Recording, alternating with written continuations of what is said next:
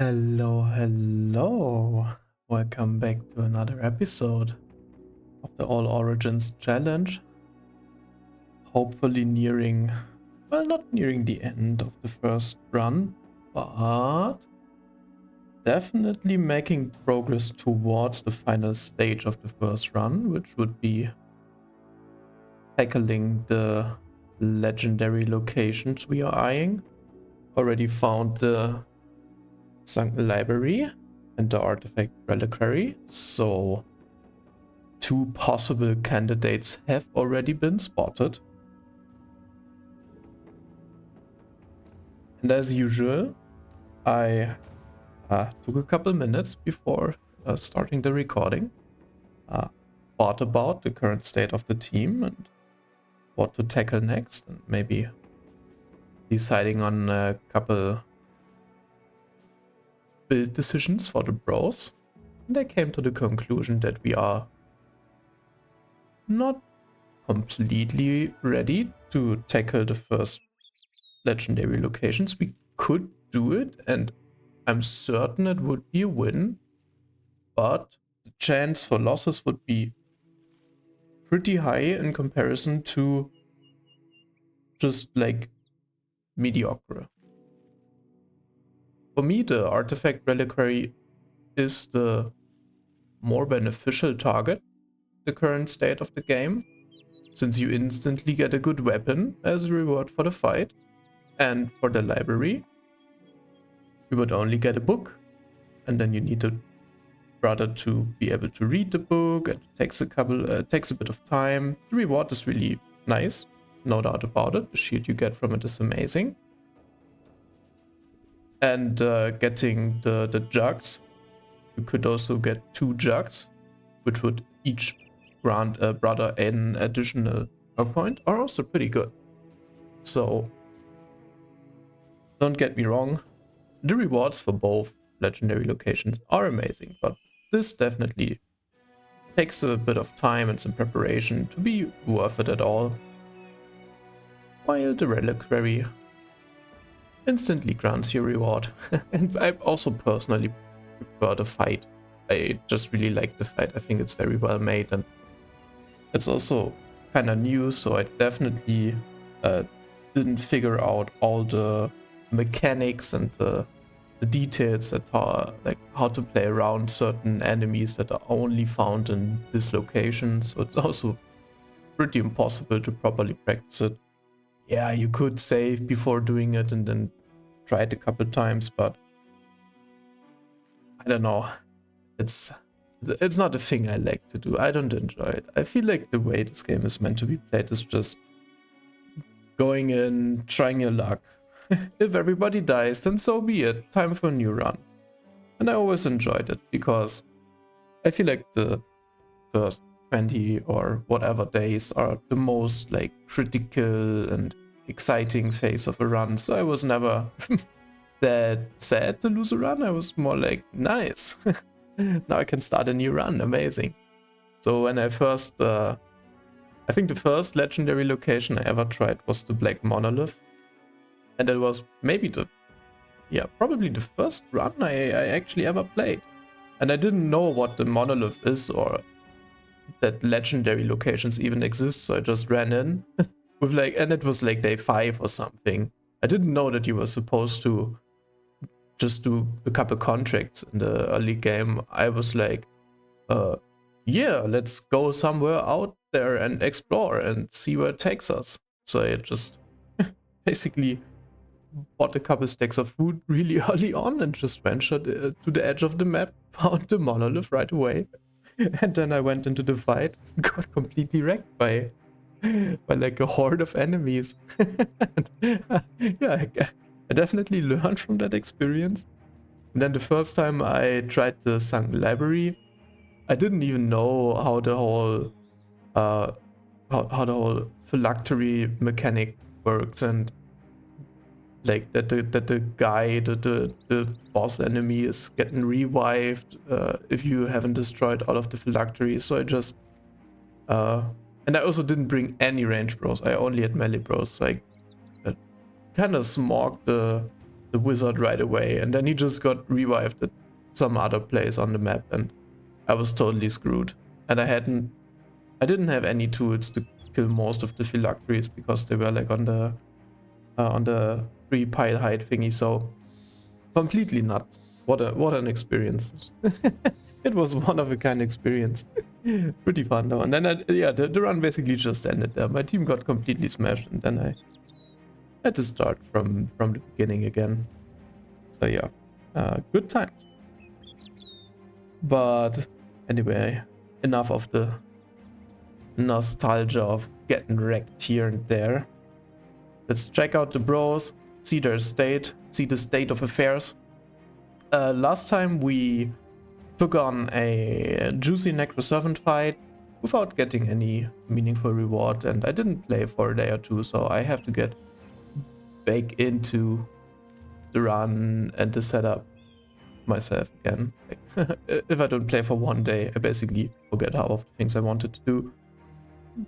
So I took a glance at the brothers, kind of readjusted the positioning, because usually you totally mess up your positioning just for the Necroservant fights. I always call them servant. I thought they are like serving the dark and sinister powers, and that's why they like Necroservants, but apparently they are written savants. So I'm trying to adapt to this, but it probably will still happen that I slip and mispronounce them. Yeah, so I basically removed all the level 11 bros from the lineup.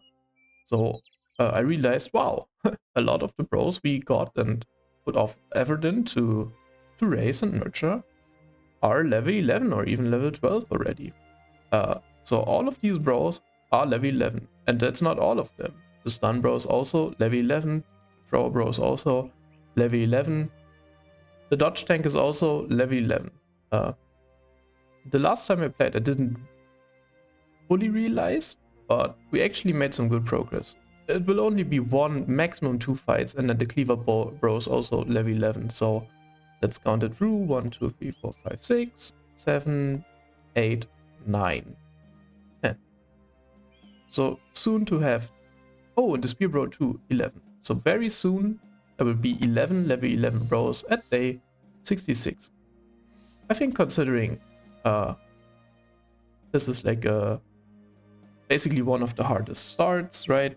I consider the vanilla start without any special perks like one of the hardest starts.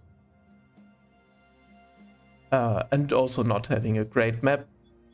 I mean, I'm not complaining or anything. I don't feel like it's especially terrible either. It has some ups and some downs, but it's definitely not the most optimal in regard of power farming your way through the early game and kind of cutting traveling times with harbors and stuff like that, you know. I feel like having a full level 11 roster by day 65, 66, 67 is pretty nice. I definitely don't mind it. I don't mind where we are at in the run. And I also took a closer look at a couple of bros. So,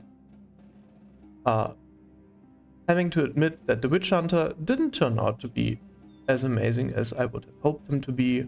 I still like him. I think Gustav is a cool name. I think the Witch Hunter is a cool background. So let's keep him, even though he might end up at like 82 or something ranged attack. Let's just keep him and see how he does, right? Why not? We don't need 20 bros in our roster anyways. So we can have some fun and keep a couple just like mascot bros to field here and there. And then we've got one level 1 bro and another level 1 bro. This is the very mediocre assassin, which I'm feeling right now because we can start leveling, even though I'm not sure if it would be advisable to actually level him to level 11. There's no better bros to level right now anyways, so let's just level him. The caravan hand is basically only here to maybe trigger an event at some point, but I could definitely get behind releasing him at, in the near future. He's also not bad to field in certain situations, for example against Necro Servants, and then just use as a meat shield and for rotation is okay. As long as we don't need the free space to hire new bros, it's fine having him here with us. Just being the Chadley mascot he's always been for the last 61 days. He's like close to a day one hire, so, and he's only costing like 14 daily pay, so you don't really notice he's there. At least sometimes, except for when he's getting superstitious and totally freaking out about a black cat or something. And then we've got the Battleforge tank in line, who I don't really feel like is needed for anything particular. I'm just kind of getting off this amazingly well-rolled traits, like 20 bonus stats count me in, meaning he's just a level 1 stat beast with quite poor defense stats at level 1. All of this comes from the shield, but at least he's got a double talent star, also in ranged attack. Don't know if that will play, but it might. And yeah, let's just keep him and see if he survives the first couple fights. And if he survives, then we might field him at some point in certain fights. I don't know, I'm not too sure about it yet, but anyways, that's the reason why he's in the front line right now, to just get a chance to earn his feathers. And besides that, a lot of the team's bros are like low level-ish now. Like there's a couple level 1s, a level 6, a level 6, and so on and so on. So definitely playing with a reduced strength, roster strength in total. But I feel like that's not only making it a bit more fun and intense, but also more rewarding, since we don't need the additional experience to get like the Paragon levels on Swine, the Chadley Hedge Knight, or the dude who the nice companion who's already level 12 anyways. It would just be wasted, so to say. So let's try fielding the weaker bros and see where we go. And yeah, there's still a bit of unexplored area to uncover. The inventory is almost full, so I feel like trying to explore the rest of this like gray stretches and then making our way to the nearest settlements to sell is the next course of action here. So let's try. Let's move out and see what we find. Aha, the ancient stage. I don't know if there's anything like interest connected to this thing. The bros are basically just toying around with it, striking it here and there, and then they usually get a bit happy about it, like parry and strike and stuff. Yeah, now all of them get a super good mood, but I don't know, I feel like this is just like lore stuff. Funnily enough, that would be a good moment to release Ansem off his duty now without paying any compensation. Right now the bros won't mind. They're happy enough to forget about this instantly. Yeah. Yeah, but as we talked about, let's not do it right away. I mean, I don't know. He's been with the company for so long. Kinda rough to just let him go like that now. Okay, let's see if we can get in a quick peek. A mountain. Moving here might be a bit far off the civilization.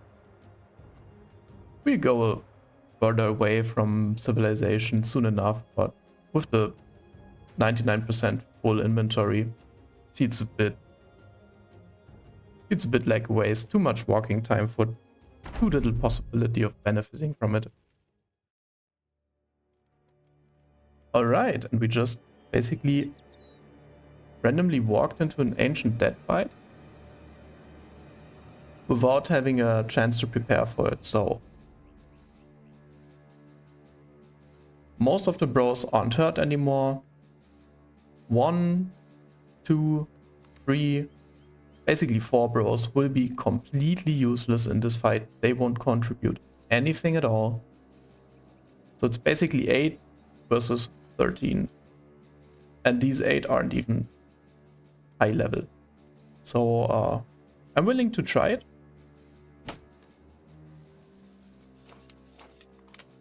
But this fight isn't to be underestimated under these circumstances. Let's wait, let them approach first. The usual stuff against Ancient Dead. Can move the backline already, but besides that, should just let them approach. Let them get into position first. By the way, the early game Hoggart turned out to be really nice. I don't know, I like him. 40 gold higher. Taking a whooping 10 daily pay at level 11. Can dish out 2 attacks every turn. Nothing that can ever prevent that. And rocking a whooping like 75 melee def and heavy armor and stuff. What's not to love about it? I don't know. It's great. Okay, still wait with him. Really happy he made it. And didn't just die at some point. Okay, so there's no Ancient Honor Guard. Would have been nice to have an Ancient Honor Guard on the field too. The formation is kind of wide right now, so maybe one of the backliners feels tempted to just bum rush in. It's a bit risky, but I feel like, oh yeah, he's got a lot of initiative. Let's move one forward, give him a small pokey, and move one back. I feel like he will act before the enemy in the next round of combat, so probably will still have a chance to retreat anyways. He wants to be a bit more in the center of the formation, so he can use his stun abilities. Yeah, I mean, yeah, can shoot here. I mean, the shots basically don't do anything. Oh, okay.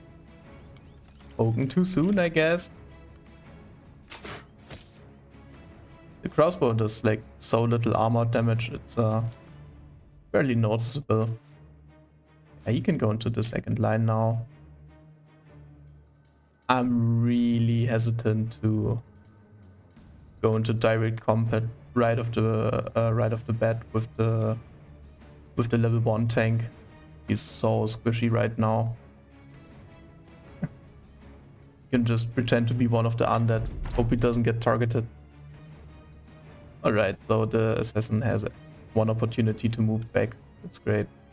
So we just wait, move one back, and let them hopefully close in. If they don't close in, it's pretty bad. Might be losing a lot of attacks through that. If they move in, it's great though, so let's try our luck here.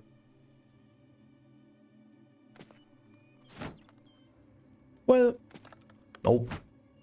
Doesn't look like it.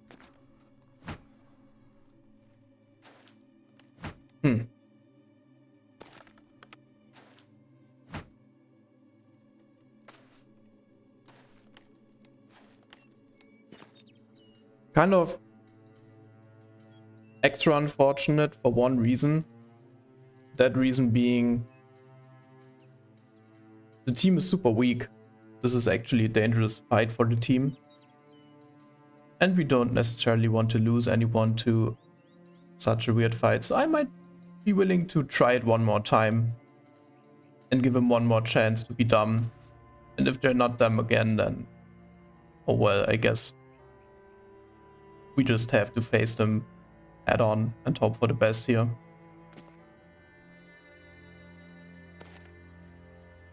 Positioning is usually really what wins or loses you this fight.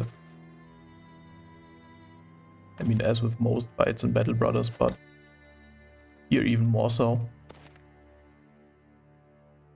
But also, yeah, give him a shot. This is just for good measure. Just to let him know. Just to send a message. Probably want to spear wall even. Just to hold him back a bit. The top flank is so weak. Okay, if they don't approach now, we just bum rush in. Yeah, okay. They don't like it. These things are getting smarter by the day. Would have been absolutely amazing to swap to throwing axes with the thrower, because he's super useless without them. But this is like yeah, the tough thing about not knowing which opponent you will be facing.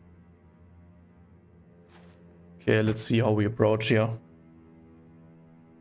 Well, definitely want to let them move in first. Even worse now than last round, lol. Last round we would have had the chance to at least take out one of their backliners right off the bat. Okay, so every one of them have their shield wall up. That's basically everyone except for this dude down here. Ooh, and one additional thing that really sucks is that we actually moved back with the long axe dude, for example, so now he cannot step in and attack this turn. Oh well. Yeah, I guess let's just unload on them with the double gunner. Let them know what we are capable of. Okay, not bad. He's not dealing the damage, but kind of used to that by now. Alright, so everybody could step one down. I feel like missing out on one attack with the dodge new to actually go up here is not the worst thing in the world. Just to get on the backline instantly. Yeah. Should probably do that.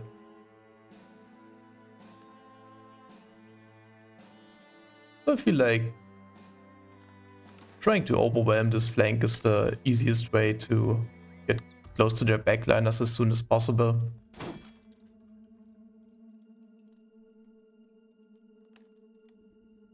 Yeah, can move him in, even though he won't do any impactful attacks here. No chance. I mean, doesn't really matter. Stunning this dude before he may raise his shield next turn might be really nice. I think that's actually worth it. So this is the decision between losing one whole turn of damage and hitting a target. Yeah, losing one turn of damage or hitting a target which isn't really that important with a really low hit chance. I feel like going on the backliner is the correct move here. The odds are just too low. Oh, it didn't even move this turn. Yeah, I messed that up. But still. Turn order is kind of messed up, so he cannot attack this turn, sadly. We can move in position to attack the backliners next turn though, so let's do that. This might not be a bad situation to net the enemy. Thinking about it. We are so short on nets, but I feel like this might be warranting a net. Just to reduce the effectiveness of the sheared wall by a bit. I think that's good. Let's do it. Oh. Good that we got the stun, so now he can move up here and kind of close the distance to the Ancient Legionary. Yeah, that's good stuff. Okay, might be able to kill this guy next turn, hopefully. Hopefully. I want the Spear Bro to go up here. I want the Dodge Tank to take the most heat.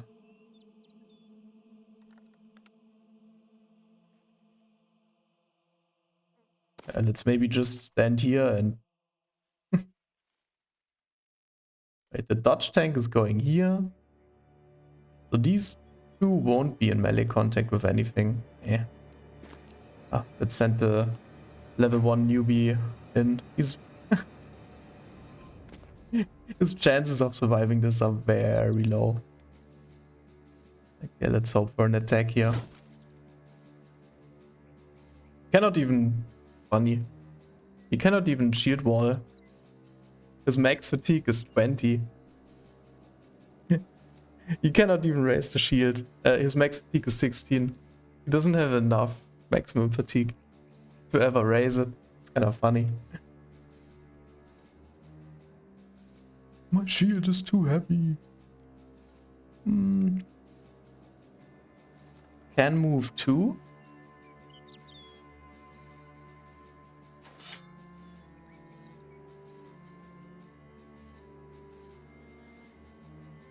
Can move 2 and poke. Yeah, let's target one after another. Oh, I should have maybe went for the netted one, but I don't know. I feel like it's good finishing one of them off first.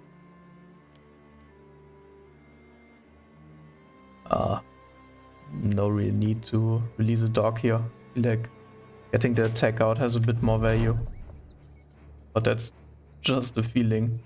No way of proving that. Okay, so the double gunner.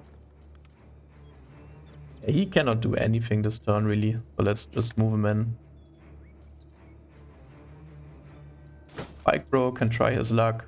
Obviously, no chance of success there.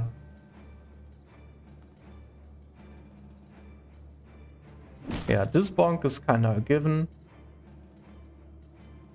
We don't want to move in this turn anyways. The Spear Bro might hopefully be able to finish the one dude. Sad that the headshot didn't kill him. Would have been nice.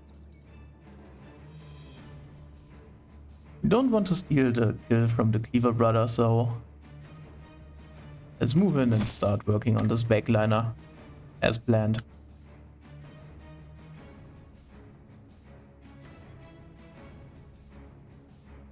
Let's assume the Cleaver Bro manages to take out his target. We don't want the Stun brother to steal anything from him. We don't want to, we don't want to steal the attacks from the Stun Bro. Let's assume Cleaver finishes this, Stun finishes this, Hammer Bro finishes this. Or, nah, doesn't finish, but at least whacks him good. Let's do normal attack. He might want to raise his shield. It's possible that he takes a couple attacks here. Burk. What's his melee def? 39? Let's raise the shield. Better safe than sorry, right?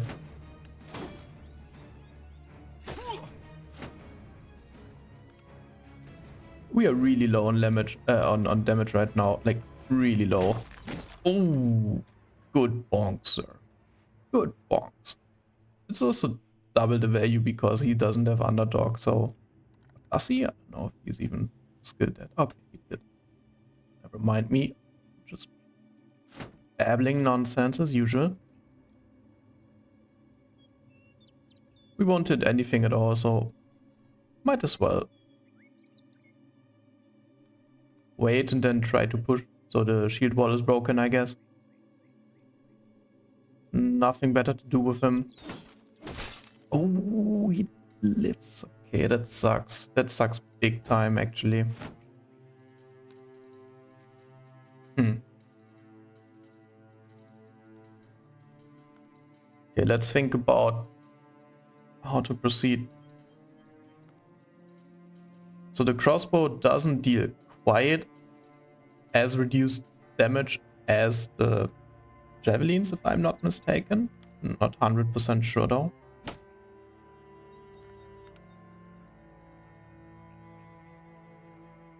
Would it be beneficial to knock this dude somewhere? Ooh. Could finish off the backliner here. That's a good play. Come on. Well, maybe that's the deciding tiny bit of damage to finish him with the spear now. I don't know. At least the level 1 bro is holding himself so far. Yeah, 81 chance to finish. Noise. Yeah, definitely stepping in and stepping once more. Almost out fatigued. Because he doesn't have crossbow mastery. No. Both of them unscathed, but he didn't shield wall. So he's a good target.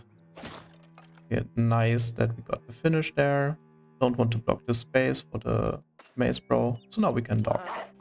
No, it's way better to dog. Obviously. Lol. This weapon sucks. It's not nearly as dangerous as the pike. I don't know. Like 24 damage to the head. What a tickle. Stop tickling me, sir. Yeah, let's just save the fatigue for the shield wall. Okay, give him a good bang. Ooh, boom. That reload though. 0 damage, yeah.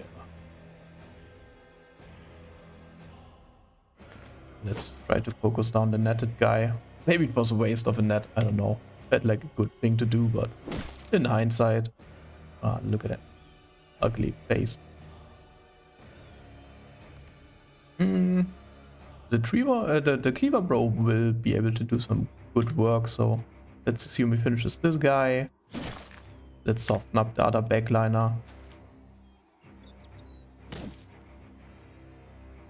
Breaking his shield wall is nice. And he didn't act yet, so he's losing a turn. Alright, hammer is starting to do good work. I actually have some thoughts to share on the hammer duelist build after the fight. Had some pretty big eurekas, or I think so. At least, I don't know. Maybe they're not eurekas after all. Push this guy away. Boom, what's up? Okay, he can kill one, step in. Almost kill another one. He still got his turn, so maybe Gunther can finish the job.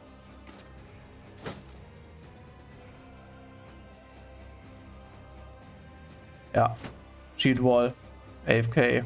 He's already practicing his tank job. He's accustoming himself to the new role. Ooh. Really not bad damage. Considering he's basically full tank. Nice. Really nice. One less problem to think about. Would have enough juice for crossbow bolt, but I don't think it would do anything. It's too little damage to kill this guy, I feel like. Let's finish him off. Let's go. One more boom. Handgun, not the greatest weapon against the ancient dead. He's still to hit his first attack this fight. Loser. Here we wait until he can step one forward and attack. Walk him down. Let's see if we can move in and soften up the legionary for the cleaver. Always good to prepare the cleaver. Prepare the enemy for the cleaver, like make him killable with one shot. Okay. Good stuff, good stuff. Okay, this is going way better than I would have hoped for. Love it. Take his head. Take his bony head. What is this doing over there? Don't have an attack with the extrude now, but oh well. Biting off his head. Dog cannot resist the juicy bone.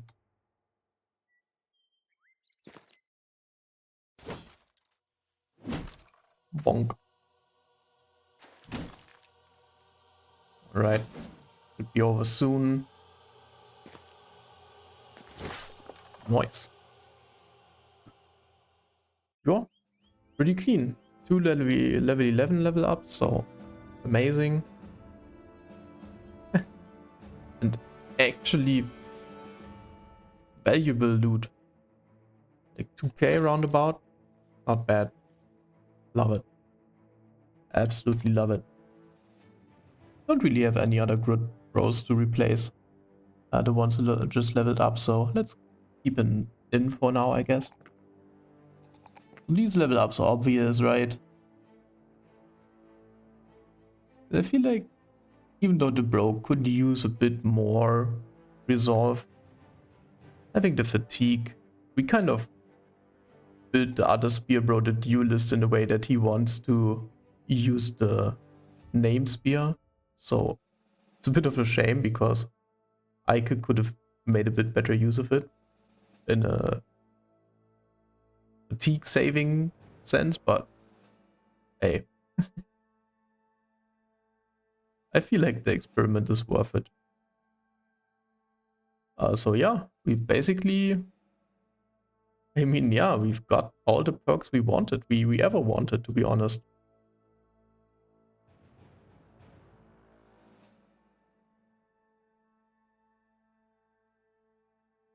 Wouldn't really know what to pick here. Colossus might be an option, might just be Colossus Pathfinder just for extra tankiness. Underdog is a really bad perk on the spear bro. Don't need 2 spear duelists, that's silly.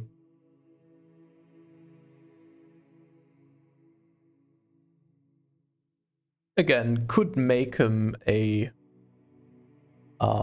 2 mastery, yeah, 2 weapon mastery guy. Could also give him like a hammer mastery or something, but not completely sure whether that's especially worth it right now.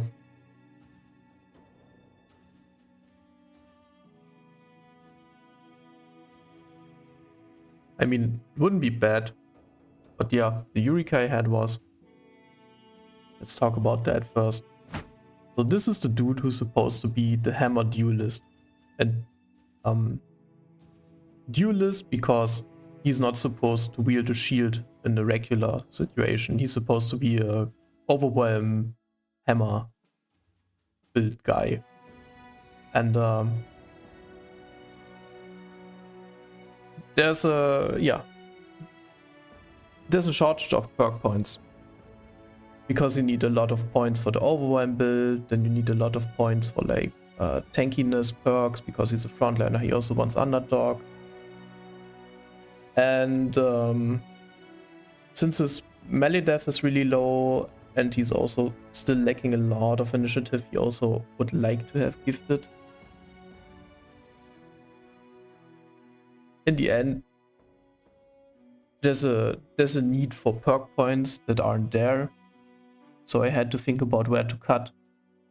And I felt like Pathfinder might be okay to cut because he's basically just a frontliner. He just runs in there and smashes some head. And he won't need a lot of moving to do that. And he doesn't care about finding the right positioning or flanking too much. So I think cutting on Pathfinder here is okay. And then the other thing is, he's not using a shield in most cases. So you could think, yeah, Duelist is a great perk for him, but I kind of thought better of it. Since the Destroy Armor ability always only inflicts 10 damage, and it isn't affected by the Duelist perk, it's already wasted in all the cases where we basically just want to destroy armor and nothing else, which is his job, so there will be a lot of these cases. So I thought, okay, for destroy armor it's completely useless, and then for better, it's also not that necessary because the damage, the base damage the hammer does is pretty low, even with the double grip ability. And let's not assume we are gonna find a named hammer with a great damage roll, because that's so freaking unlikely. That I feel like here it would have a minimal impact. And even if the enemy is very heavily armored, we still always deal the 10 damage to hit points regardless of armor. So it's such a minimal value you get out of the duelist perk. And it doesn't even play in cases where he uses a shield anyways. So, I don't know. I don't see it. I feel like skipping the duelist is totally fine here. He's not there to deal the damage, he's there to destroy the armor. His main reason to not equip a shield and not build around being a shieldy, tanky guy is to have more fatigue to spare. And to get to the required initiative level to actually make use of the overwhelm. So yeah, this is the thought process behind it. And I feel like having two one-handed hammer guys is probably one-handed hammer guy too much. So yeah, let's not make him another one-handed hammer guy, but rather specialize him in the shield thing he's supposed to do. And I feel like taking Colossus is not bad because it will make him more tanky against Miasma and stuff. Which is a factor because he might be fielded in the Monolith fight if we take on that. If we take that on. And yeah, so this might be a good decision. And the Pathfinder is not wasted on him too, because he wants to get into position before he starts spear walling.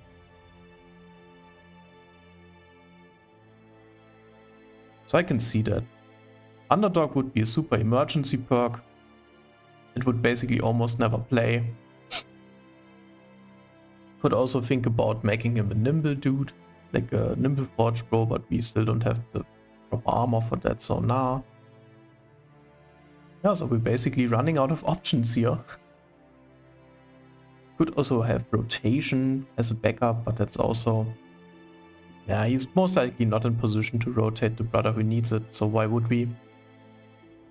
Yeah, so I feel like it's basically not too many options. And Hammer Mastery would be the only possible perk to take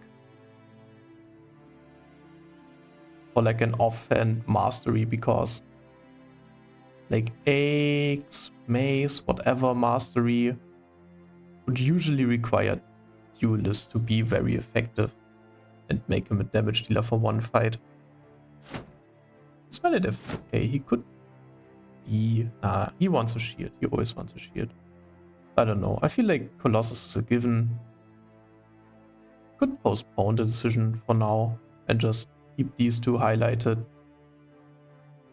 and see if any situation comes up where one or the other is strictly better.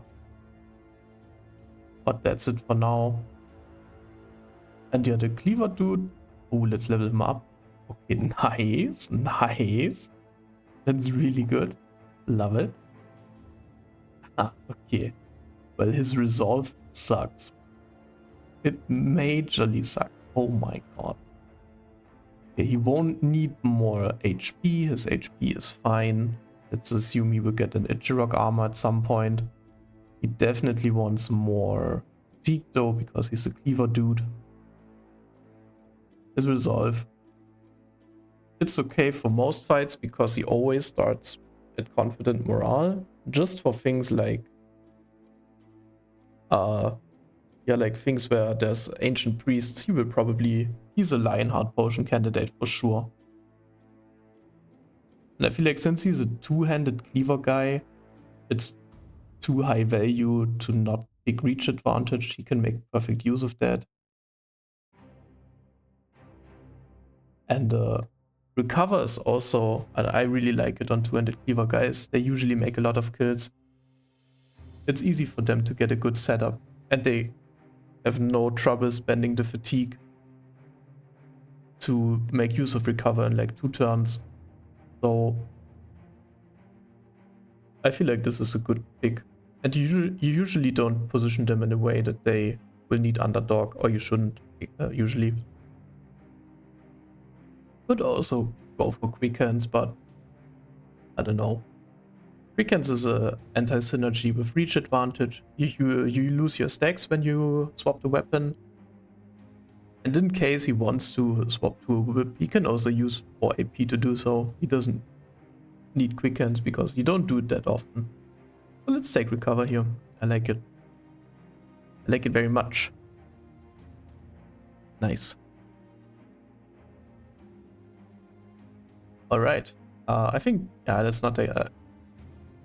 since we found a location here and they usually spawn a bit further apart from each other, there's a very low chance we will find another one here. So let's rather go to the mountain and sneak in one more quick glance from up here. Okay. And I feel like this is the time to head back to Tantling. And I'm really feeling like taking on some Chosen. Day 67. Let's spawn some Chosen. We got scammed day 9 by getting a contract that would have made us fight like 6 Chosen. Which is pretty insane in my book at day 9. So yeah, let's maybe not do that. What the hell? Okay. Any interesting news? You heard of burrowed dwellings, haunting Tentling.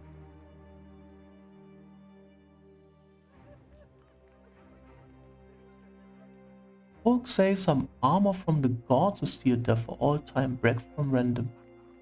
When men first settled here. You heard of burrowed dwellings?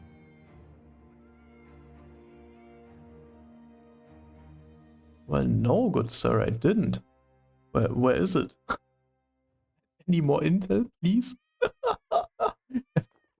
Yeah, this sounds promising, but we don't know where it is. This cannot be it. Burrowed dwellings, okay.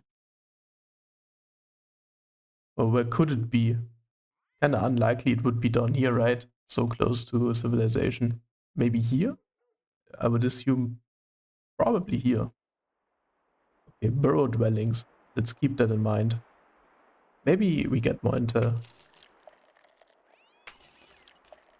I love women. Yeah, man. Who doesn't? Yeah. Well, he's seemingly not willing to talk anymore. It's kind of sad. Let's see what the 3 skull contract is. Ooh. Lindworm 3 skull contract? Hey, hey, hey. Hunt down lindworms. Boah.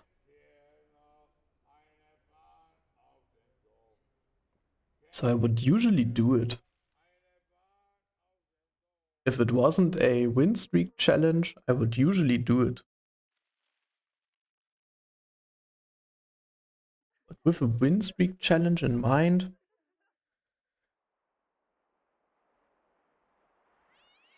whoa. I don't know. I don't know if I like that, to be honest. Uh,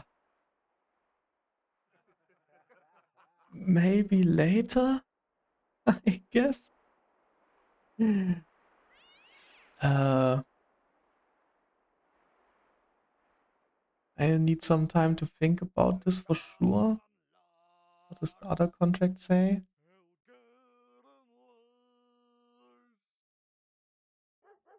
Hunt down what terrorizes, okay. Well,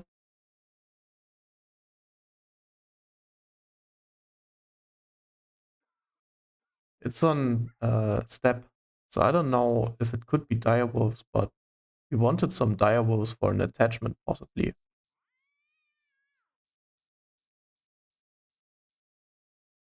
Looking for the burrowed dwellings, if you might didn't notice. Kinda hot for that. Yeah. This wouldn't be a bad place to sell if the disappearing villagers wasn't a thing anymore. I think marauding greenskins don't impact the sell price, but I'm not too sure. Okay, so let's do that just for the sake of getting a better sell price.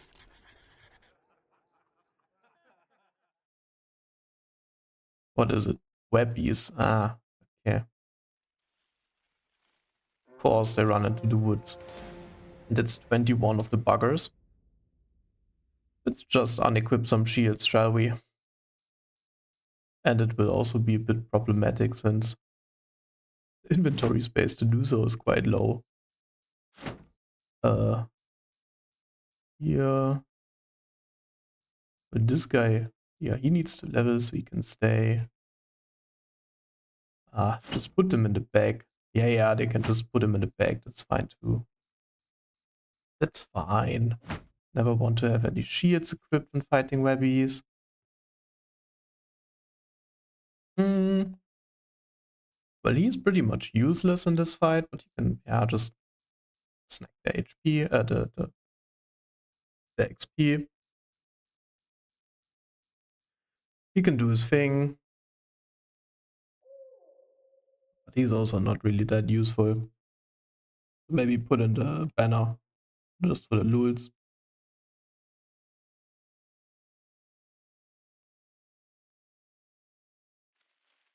And he's a stunner, bro. He's not the most useful, so let's use the spear, bro, instead. Are they chasing us? That's good, then we can actually wait until dawn. Having the spear bros here is kinda insane. Let's not pass out on that. That's too good. They will feast.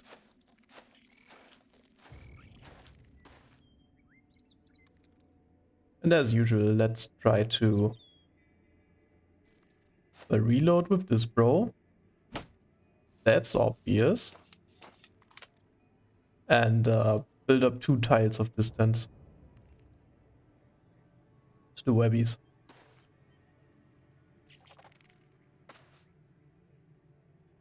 Yeah, I mean, he can stand here, I guess.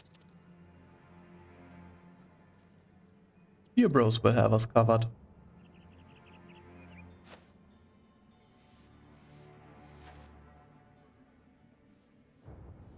I don't know, he can stand here. Spear bros will stand here. And one here.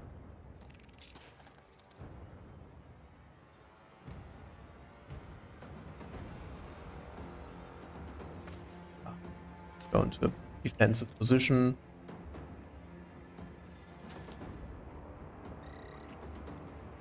Spear wall! Definitely want to protect the witch hunter. He doesn't want to be in melee contact so he can shoot.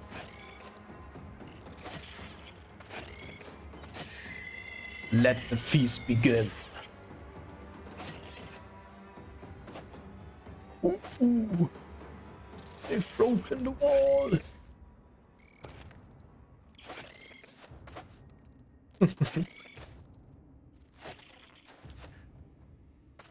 As long as he manages to protect the witch hunter, it's totally fine. Hopefully he doesn't mess up that one. Looked good so far though. Oh, we can see the eggs now. I wonder how many shots it would take to destroy these. It'd be kinda cool to have a ranger standing here and shooting like 2 eggs a turn. This is looking promising. Boom. Noise. And again. Noise. Okay, this was his first good turn. I think killing 4 of these guys in one turn is pretty good. Won't complain about that at all. Here we can take a step in to give them 1 poke. Well, a sergeant would stand pretty good here, so... even though this guy needs more support from the sergeant than the bottom does. Yeah. Okay, so let's...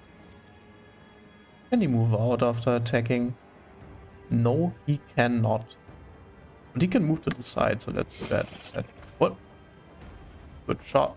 Actually killing his attack. Did one of them not move yet?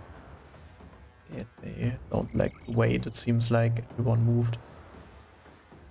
Yeah, well... I guess we stay in position though. We just shoot whatever. Snap whatever.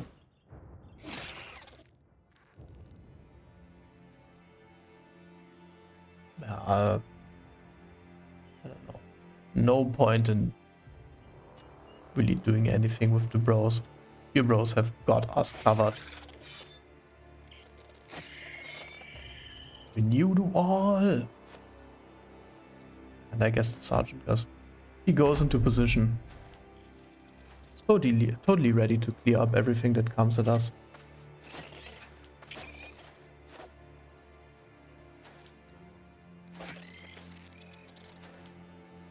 Crazy how many of the webbies get through the spear wall, even with a 95% hit chance. Let's hope it doesn't go like that in Chosen 5, or we are majorly screwed. Was this another good one?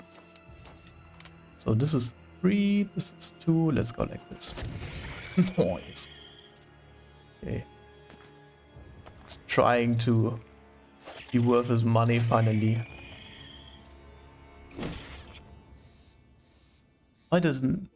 Ah, he didn't die because the Dodge need is webbed. Hubert is webbed. Didn't see that at all. I guess let's try to free one. Let's not free anything, but just kill everything left and right. Get rid of this net. He's still netted, I guess. Having polearm specialist in fighter fights is so freaking good. Just because they can attack in 3 in the same turn makes them so good. Oh, he could have also unwebbed one.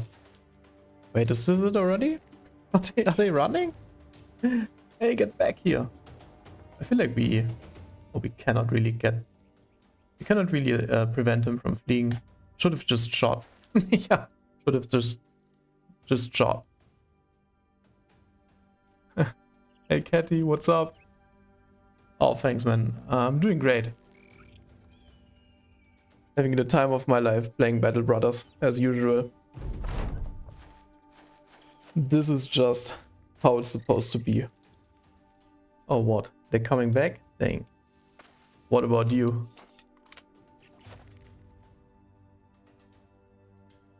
How was your day?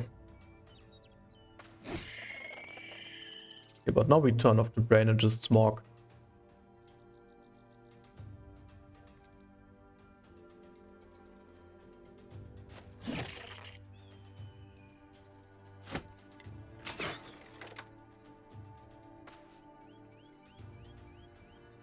Need to move out at some point.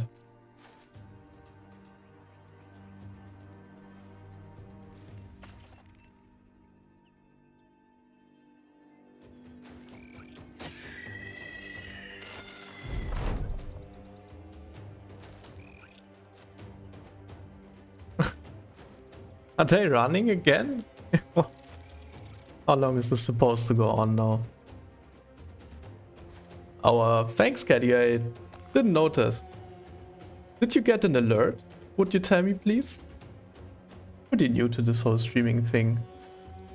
I thought I set up an alert, but I usually don't see it go off, and I don't know if you even saw it, or if it even plays at all. Might need to have a look into that. Seems like there's something off.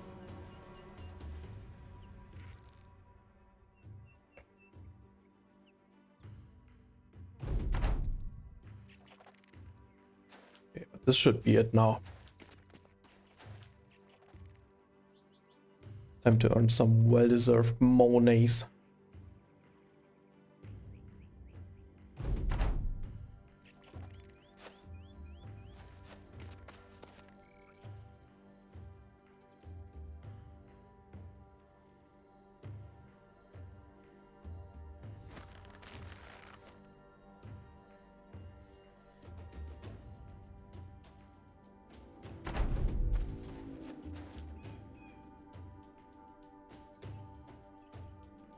You mean of the Jester background? Yeah, yeah.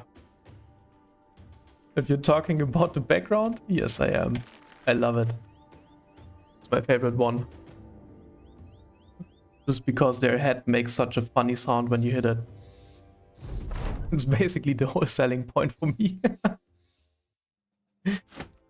Oh no, not enough space to actually carry all of that stuff. Well, let's leave a lot of things behind, I guess.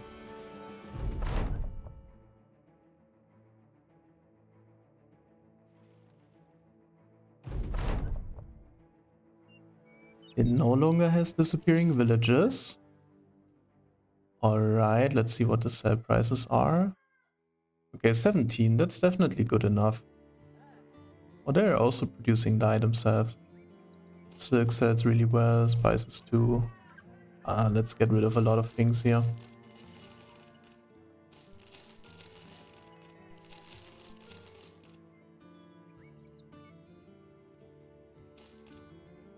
Or is Jester another streamer or something? Because if they are, I don't know them.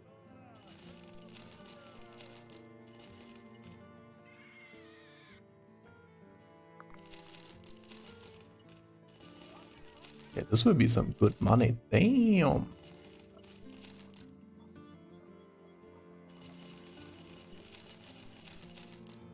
Definitely don't need all of this stuff. Yeah, I got an extra pike even, so don't need this stuff. 200 scimitar already. Might be worth keeping one or two of the Sipar shields, but I don't know about that.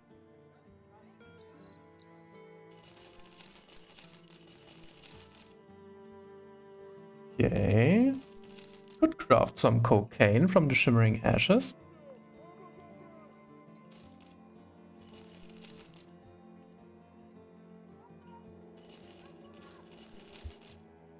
The Sakura background. No, I don't know about that. I only know Battle Brothers backgrounds. Yes, I'm that simple. Another cattle head? Nah.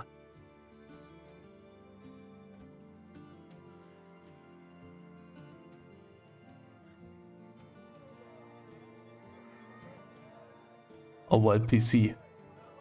I don't own a console myself.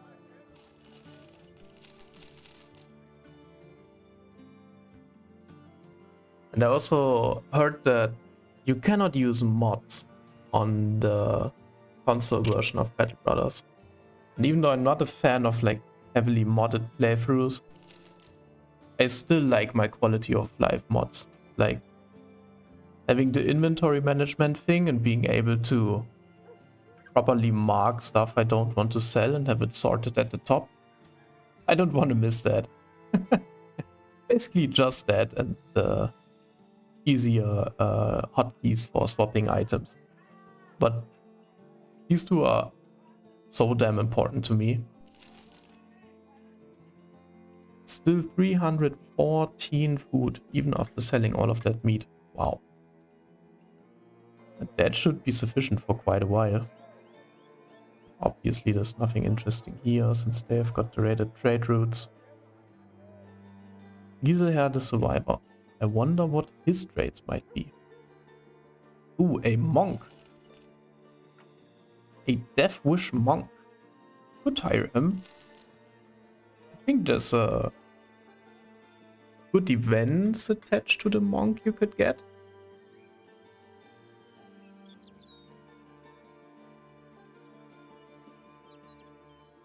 What about you? Are you also a Battle Brothers enjoyer?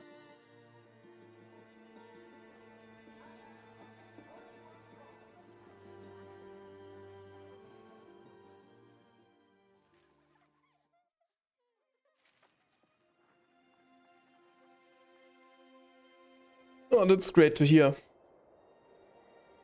How do you feel about the new upcoming game from the developers, Menace? Have you heard about that?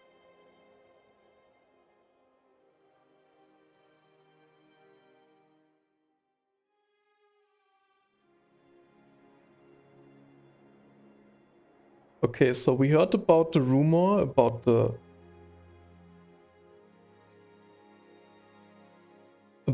armor of the gods, which is supposed to be found in the burrow dwellings, and we didn't find it yet. So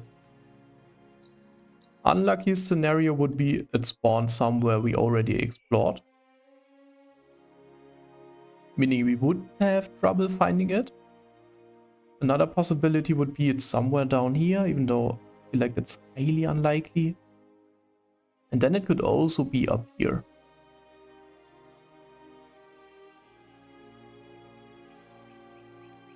So I feel like going to Hochgrube, seeing if they have any tools in stock, and then making our way north through the fog might be the best course of actions. Because we want to go north now. This is all yet to explore. So let's try and do that.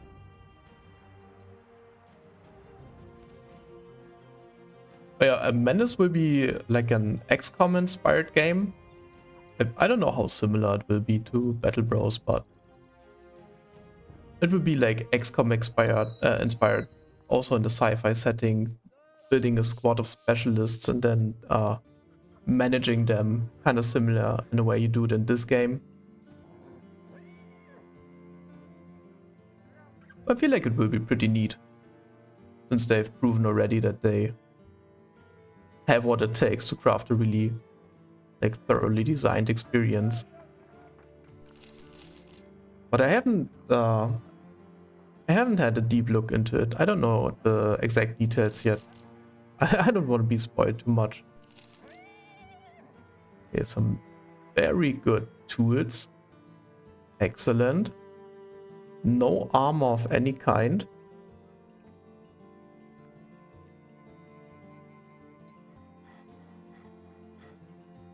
They burned Gudrun at the stake last week. God damn. Good thing they saved us from the witch. People in this world are completely nuts. Would love to hear another thing about the burrowed dwellings here. But they're not giving out any information. Makes me think it might actually be somewhere to the east. And maybe too far away from Hochgrube to give us a rumor about that. Just an idea. Could be total nonsense. Okay, basically checked everything. Any interesting mission to go to the north. Obtain Staff of Golden Harvest. Circle of the Immortals. Shipment. To Trogen. Well... Okay. That's a bit too far, I might say. It's like very far. Oh wow, I just realized. Oh, a Hedgie. There's an actual Hedge Knight here. Aren't we still on the ambition to defeat another Merc company? Like, since basically forever? Oh my, and it's even from Adlerstein. We don't care about Adlerstein at all. Yeah, this seems like it's a perfect situation to raid them, right? Nice. Okay, so the Battleforge tank got his first level up. And he's only got the potential to be a like full tank, nothing else. So here we can not even think about it and just skill the tank stats and give him a couple level ups and resolve, of course, if it's not a +2.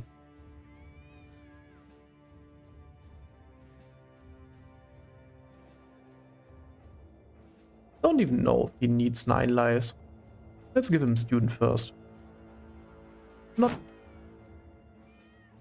too worried about him dying currently, so if he were to die, well, bad luck, I guess. definitely prefer him leveling faster for now. With him and his 50 HP, it's a bit of a different story. I feel like he needs 9 lives in case there's a unlucky headshot incoming or something.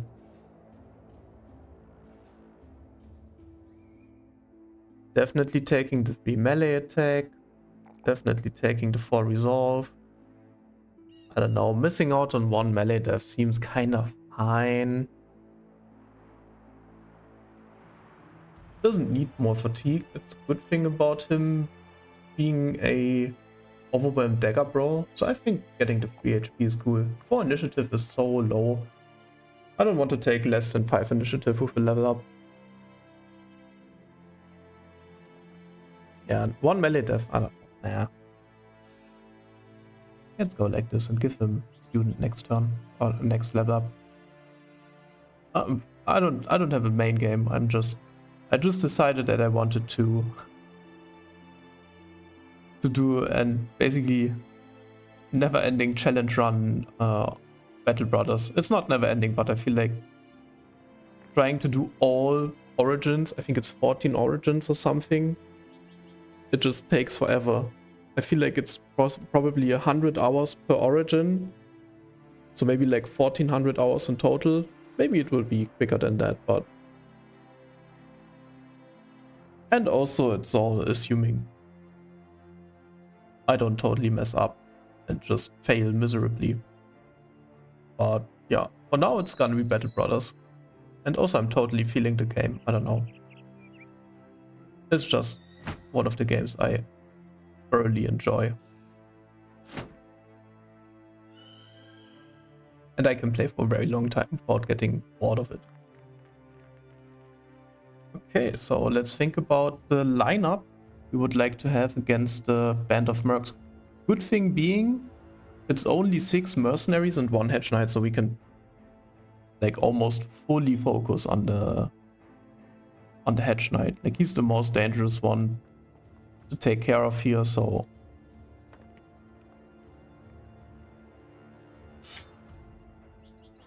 it's good that he doesn't have that much support with him. Definitely want the dagger bro to dagger him down, that's obvious.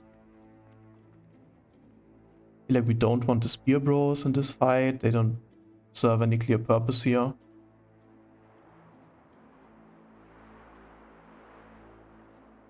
Yeah, what have you got in mind? Definitely want the stun bro.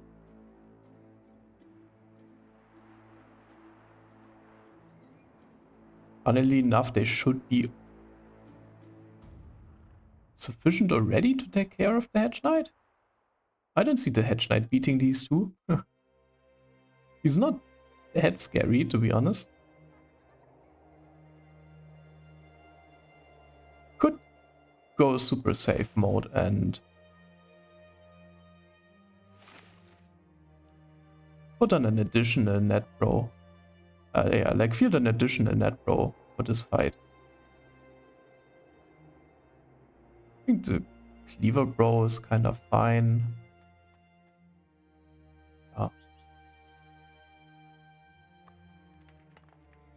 I don't think we need the banner bro in this fight. He won't contribute too much against 5 targets. So let's go like this.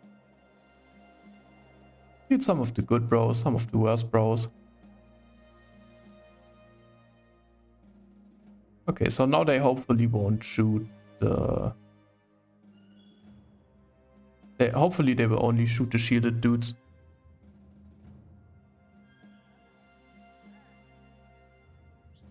Right, and we don't have a quest, so we can actually attack these guys, the Silver Reach Spears. Pretty perfect, actually. Love it.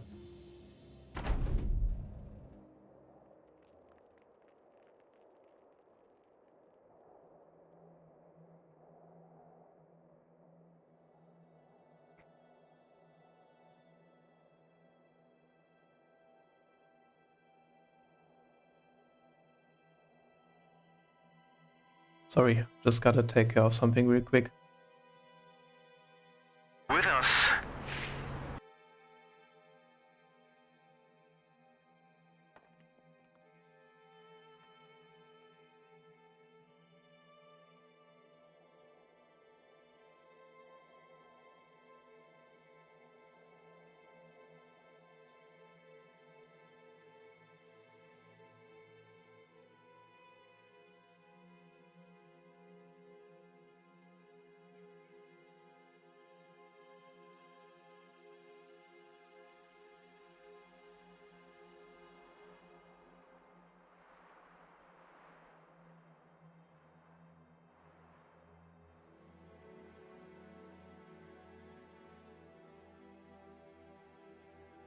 Alright, and we are back. Okay, so yeah, taking a look at the battlefield, it looks absolutely terrible. Regretting, oh no, not regretting, because we didn't even pay for the pole hammer, right? We got it with a bro. So not regretting ever buying one because we didn't. Damn, he's got some pretty nice strip. His helmet looks super cool. Damn, jealous of this guy, to be honest.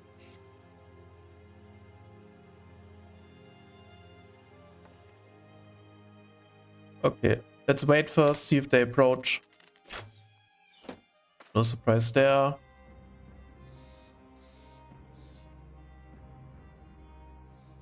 Okay, well, it seems like they don't approach us.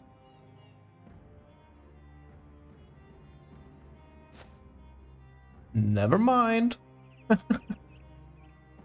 cannot even hover this dude. Why can I not? Something's blocking this guy. He's a Battleforge dude, he's a fast adaption nimble dude.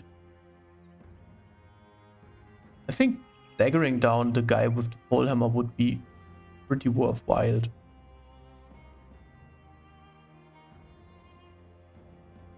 Let's step up here first and see what we can see. Alright.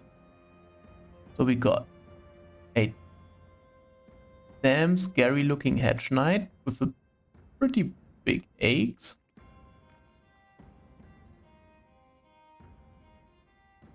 So these dudes don't have the best equipment, they're not as valuable right now.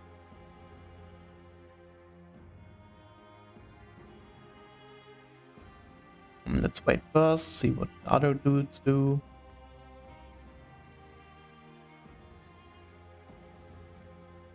Oh, he is... Okay. He has drawn his range weapon, so we can just pass by him and approach like this. That's pretty nice, actually. So let's go into position here. Any point in waiting? No, I think this is like a given now. Okay, so Cleaver Bro can attack. Swine, the Hedge Knight, can attack. Okay, so this is all nice. Don't want to shoot the Hedge Knight because his armor is so juicy. I mean, he cannot shoot anything from down here, but let's wait for him anyways. Same here.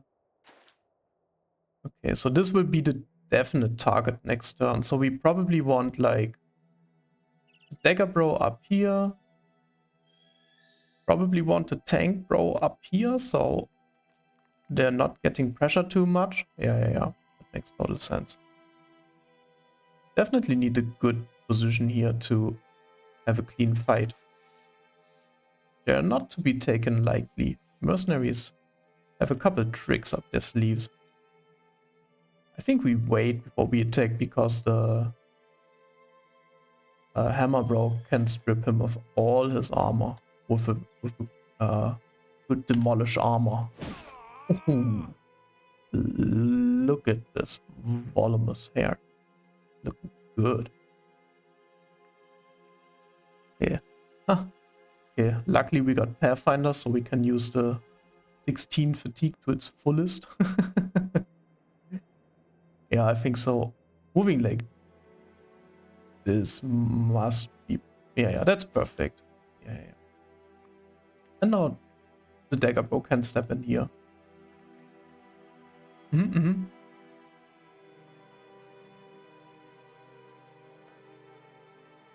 No real target with the gunner right now.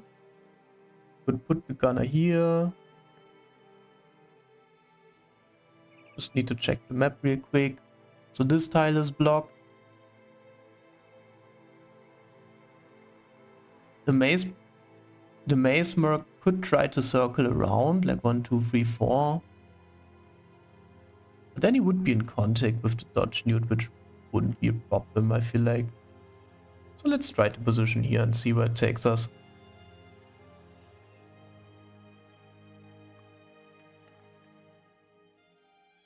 Okay, so this is pretty much a given. Focus the Hedge Knight first.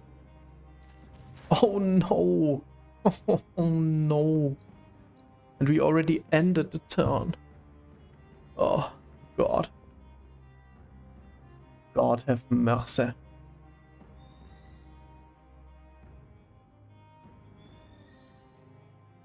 What a scam was that, please? Like, come on now. Really? Let's hope we can take care of this guy next turn.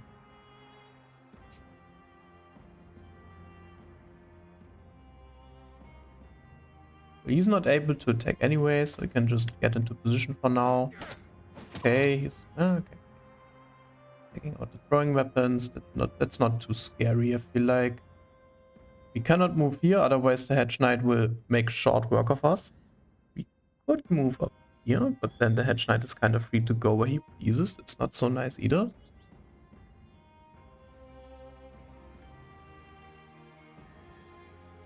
So let's rather position here and be ready to follow up. No action points to attack. It's fair.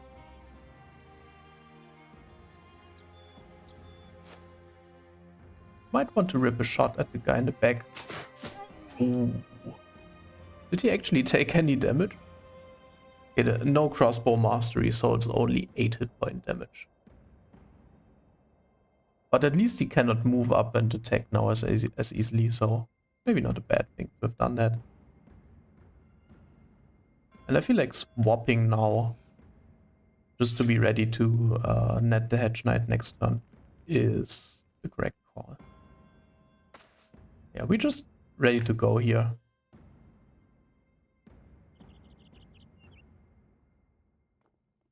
Oh, this is a tough playing field.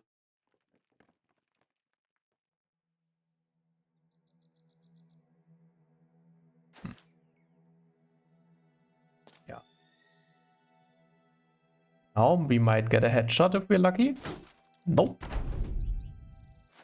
Yeah, let the archer do his thing, that's fine. It would be 8 attacks with less damage.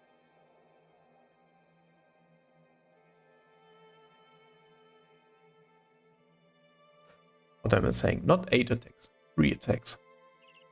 3 attacks with less damage.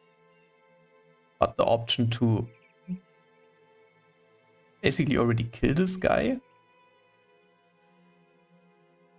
Or getting a bit more damage, but also taking his 2 attacks. I feel like it's better to attack right away. Alright. Goodbye, sir. What did this guy do last turn? He didn't do anything, right? Going for the kill here cannot be that bad. Hope we hit with... well.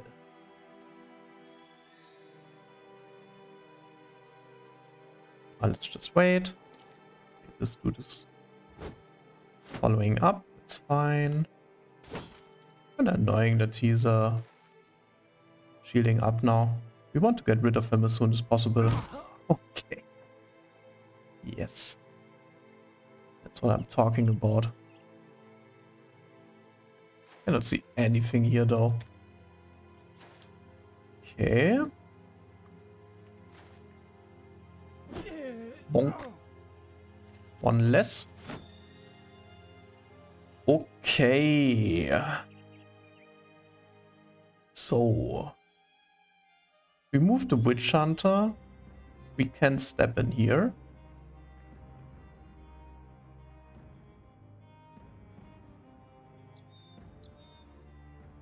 I feel like we just wait now though. What would be the hit chance? Stunning this guy would mean we could kill him next turn. Maybe let's get rid of everybody else before we focus on the high threat targets. If he decides to go for some weird flanking maneuver, we're totally fine with that.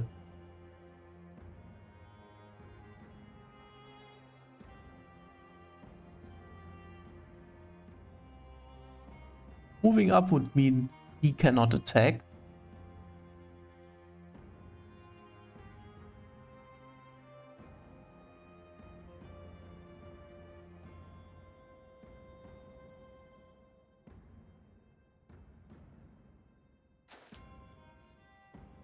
I don't know.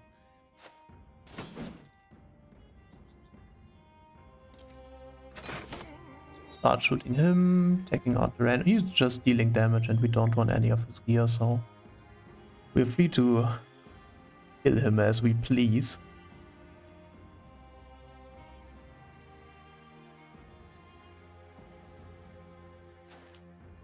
I think readying up to disarming someone can be very valuable next turn.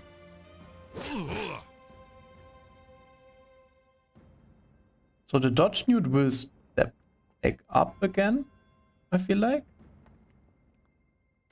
The swine might already readying up his dagger. Ah, he's got quick hand, so wasn't necessary at all. But we don't want to attack the hedge knight, we want his armor for sure. He's got even better armor actually, but he's got the nice helmet, so we're kind of greedy for both right now.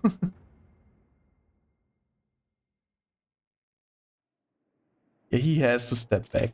Yeah. Let's see if we can hit here. Ah, that's too bad.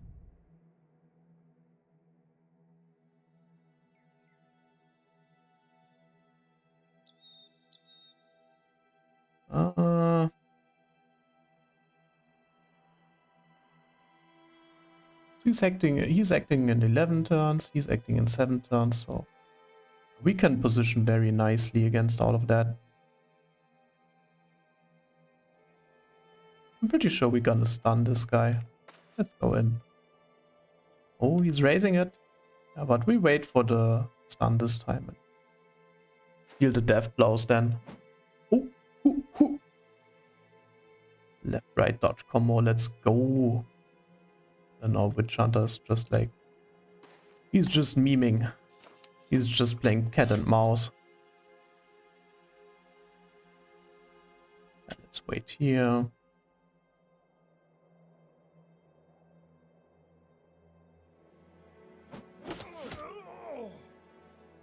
Good damage, good damage.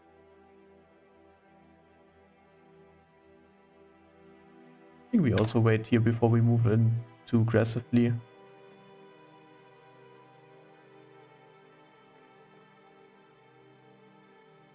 Don't want to get engaged from the high ground. Oh, maybe we can land a killing blow here. Nope, but he's fleeing, that's good enough. Okay, so Hedge Knight is going in over there. Is so much for the amazing plan of stunning this dude. At least he cannot round swing, right? And if we lose our 2B dagger bro here, it's not the worst thing in the world. But okay, keep on missing everything. It's fine. Fight for your life, Huffers. Oh, there we go. Stopping this guy from fleeing. Not as important as getting rid of this dude.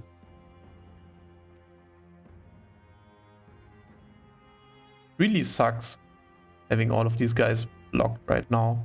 So let's increase the surround and everything. Can we disarm? Lovely. Is this arm always 5 AP? Or is it... It has to be always 5 AP because he is the mastery. That's crazy. Didn't even know that. He cannot do anything as usual. Ouch. Yeah, same thing again. Wait for the stun. Hope it hits. Come on, dagger him down. Oh. Yes. Now, this is some good damage. Nice. Let's go. Okay. Yeah, I mean, I guess let's start daggering this nut down. Throwing out the jabs. He's also got a nice dagger to work with. Okay, stun him. He's also good to dagger down, so let's not have any mercy with him. Nice. Okay. So the helmet, Nordic male helmet, seems to be pretty good as well. Oh! But maybe we can act before the Hedge Knight next turn. Maybe. We'll never have enough juice with him to, with Giselher to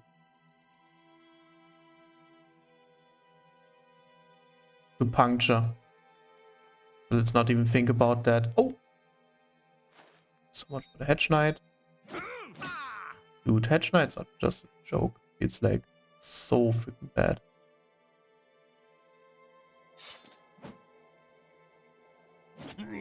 Noise?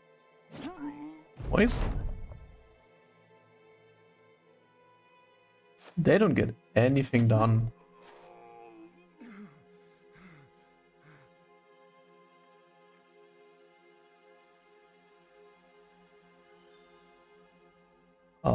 Oh, he can finish the job. Let's go. Well, this was way easier than anticipated. Damn, and we get everything. Holy moly. Alright, let's have a look at the goodies.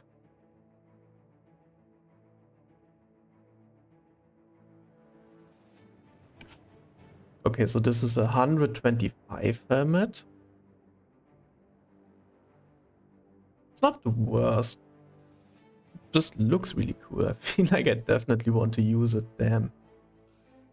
230 armor is really nice. This is a good piece of armor. Helmet is amazing anyways, right? Like perfect helmet. And I don't mind the male Hoggart either. Don't know about the Bardiche though. We don't have a brother lined up to use this.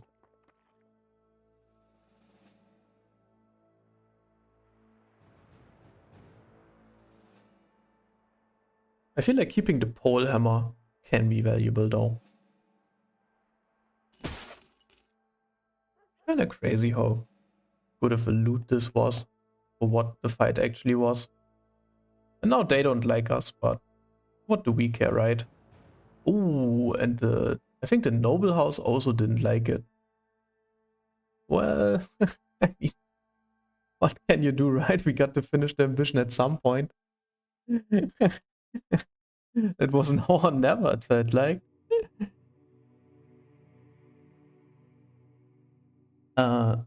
So who would look really cool wearing this helmet? I like it. How about you? Yeah, I mean, he doesn't mind the -1 vision too much. He only minds it at nighttime with the crossbow, that is. What about the banner? Ooh, okay, yeah, let's take it. Let's go with the banner. That's fine. Looks cool. Looks freaking dope.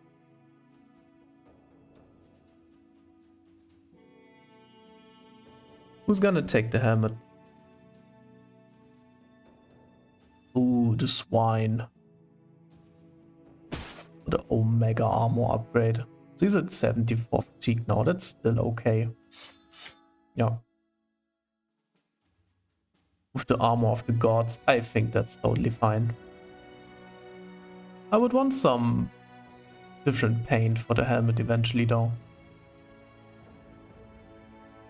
So the 230 armor can go to whom?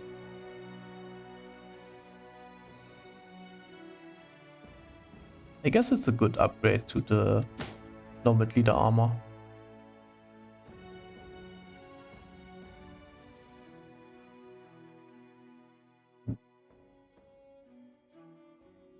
So he's nimble and his weight, it's a bit overloaded, but it's okay. He's just looking good that way.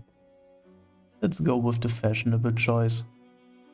We can have a better helmet too, right? It's better protection for less fatigue, that's great.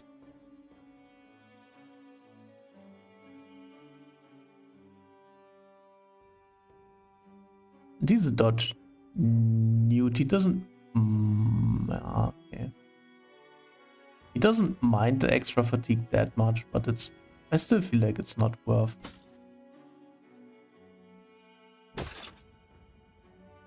He can have it. Or maybe he can get the nomad equipped now. Maybe give him... Yeah, he likes to have the extra fatigue. Let's do it like this. And he can get the nomad armor.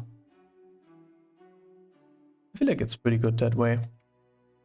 And keep one of the fallen hero helmets for now. Just like as a replacement piece. And the mail harbor goes to whom? Oh, also got this armor now, right? Totally forgot about that.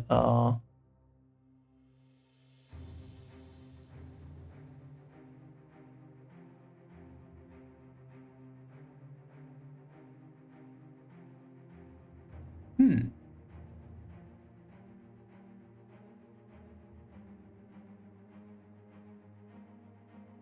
210 is not bad at all.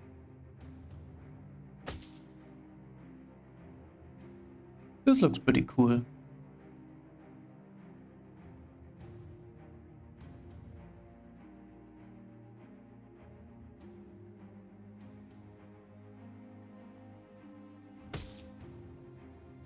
Putting it like this lets him actually use his spear wall, sheet wall at times.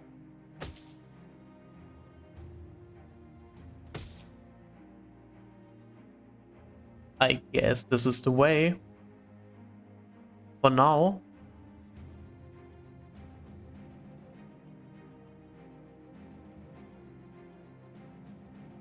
And then we have an extra piece of armor to equip. Don't need that many helmets. One can go. Taking up too much inventory space. Now I feel like we are not gonna use the winged maze anymore. So let's get rid of all of that. Ooh, Paragon level, I take it.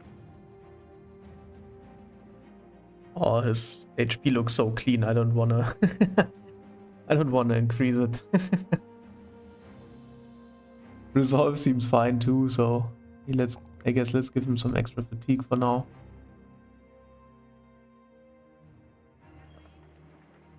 Instead of some of the stuff right away. It's not the best price for selling here, but it's better than having it block the inventory spaces.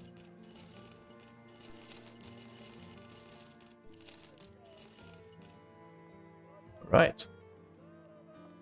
This goes back to you, good sir. And what's the normal contract? We can do like 1 or 2. Okay, we don't want to patrol right now. We can do 1 or 2 contracts for the yellow house, whatever its name is, House Kaltenborn. And then we are back to neutral relations, which is sufficient. Okay, let's do a very quick break where I refresh my cup of tea, and then we are trying to find... We're definitely making our way to the north, trying to find the burrowed dwellings and see where we go from there.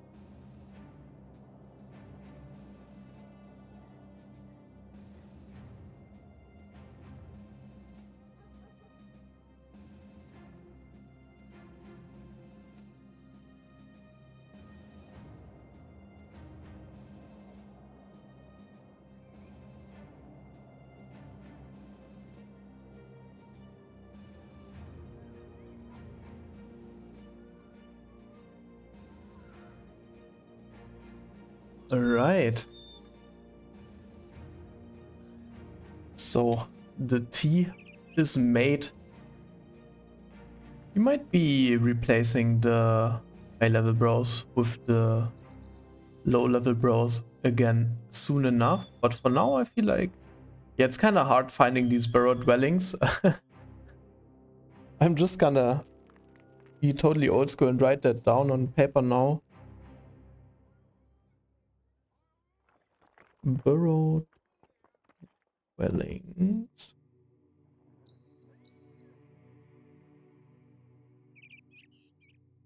Around Tendlingen. Feels like playing a super old RPG. Kinda cool. But let's see, maybe we find it. Anyways, we're gonna head out now. Ooh. Everybody's so happy now. Eat and be eaten. Yes. This is the way of the mercenary.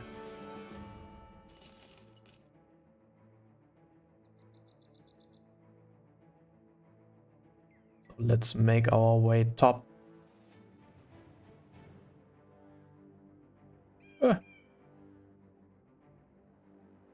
Stop juking back and forth, me brothers.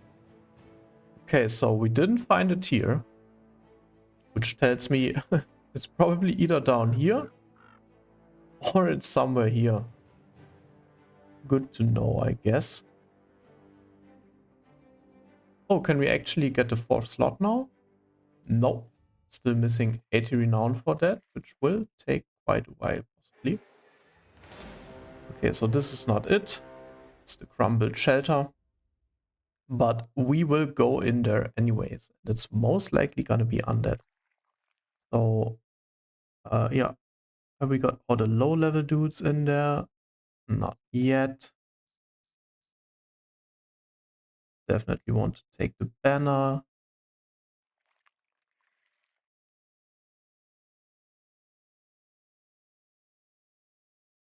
Maybe one less range bro and a spear bro instead. Definitely want to take a stunner.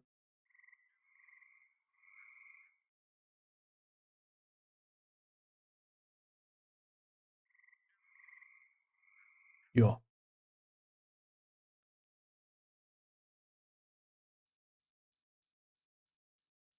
Kinda like that, I suppose. Let's see what we find. Feels like ghosts.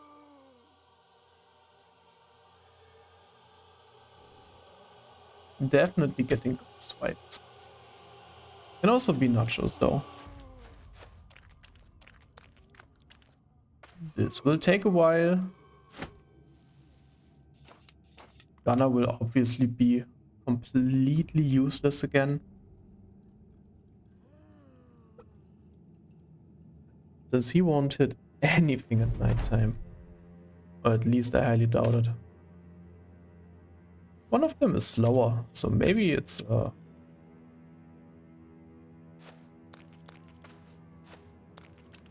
maybe it's a necro.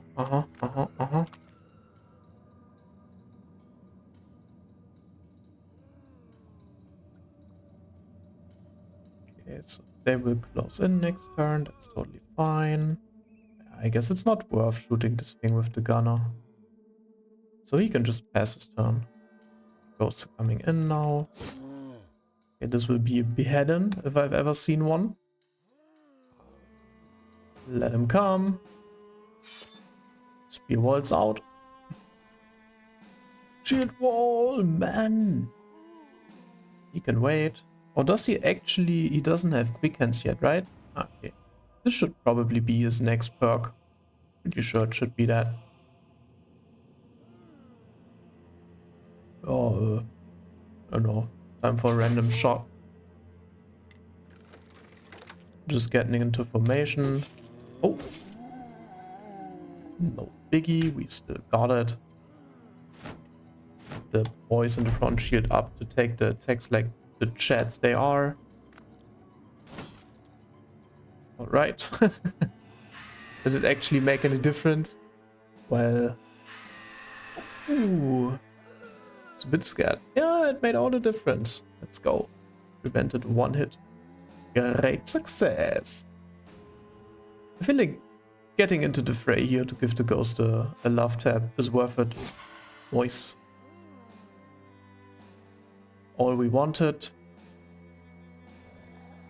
Would be nice having... Would be nice having Pathfinder here, but cannot have it all. So we just go in and then try to poke the ghost with the spear. Oh, and get a pokey. Nice.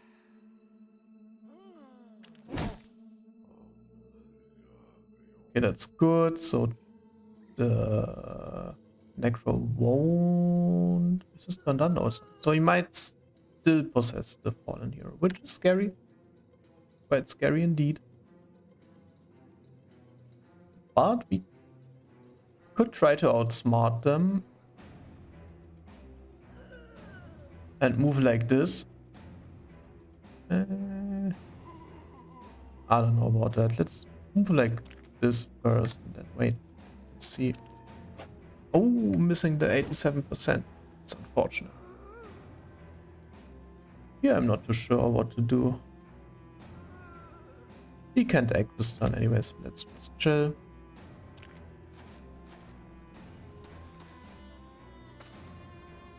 Main threat here being the fallen hero. Ooh. I think it was his first kill. Was it his first kill? It was his first kill. Congratulations, Erhard. You are a mercenary now. It's official now.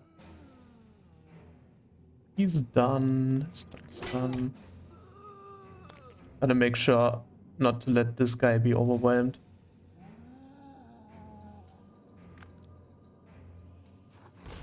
Might be nice getting this eggs. I shouldn't have sold the Gordish probably. We couldn't take a shard contract earlier because no eggs is available. Oh, that's great. It's done. No Pathfinder yet, so unlucky, I guess. We just go here and see what we can do. It's great that he's not running, kind of paying out to put all these points into resolve. Another amazing brutal shot. Actually, it in 2. It's not too bad. Ooh, getting the XP on the bro we want to level is quite nice. Ooh, let it rip! Again. Ooh. Let's go. Could try to push this guy.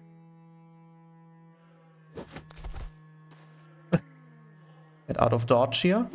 Bonk.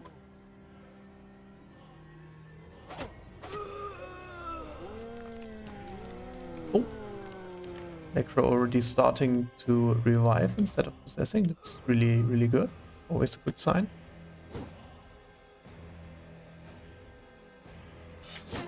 Don't even need to shoot here. It's a waste of ammo. Let's be real. Let's hope the fallen hero goes down and not up. Okay, he will definitely not go down, I see. Oh! Eva Bros and undead fights. It's a pleasure. It really is. Yeah, I feel like getting the stun bro closer to the fallen hero here is indeed very nice. Let's try to clear him of any contact. Any other undead.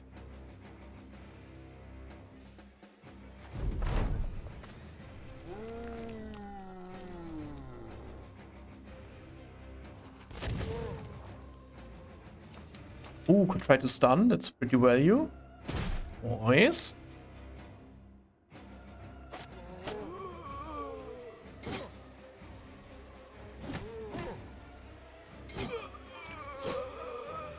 Noise. Hybrid doing the work of the gods.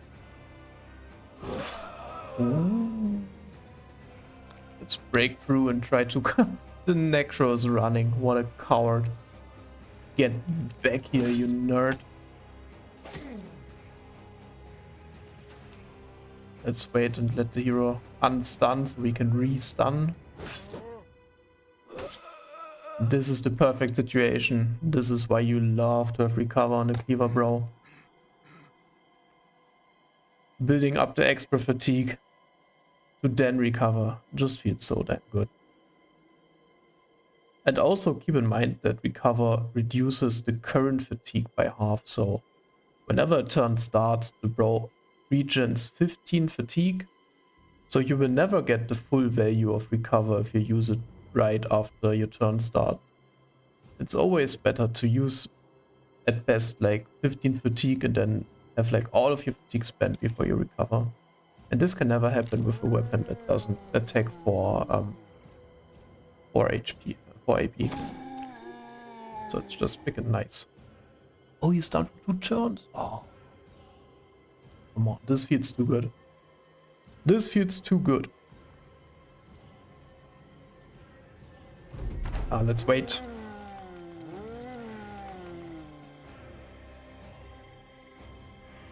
Nah, I don't know. He doesn't need to shoot anymore. He can just... Oh, he could have walked towards the Necro. Well. Well.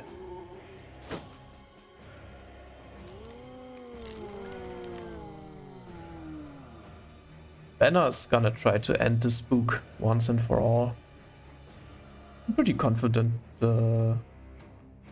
Stunbro can handle the fallen hero from here on. Oh, but we want to damage it anyway, so let's... Right. Bonk, bonk. Wait, this dude. Off with his head. Could have recovered again. Just for the lulz.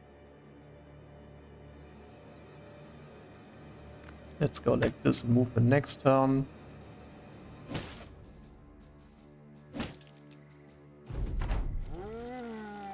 We really don't need the fallen hero armor anymore, so no point in not attacking. Yeah. Do your thing. I dare you to revive. We will just kill him now. Whoa. Ooh. The tank got the kill, actually. Damn. That's pretty nice.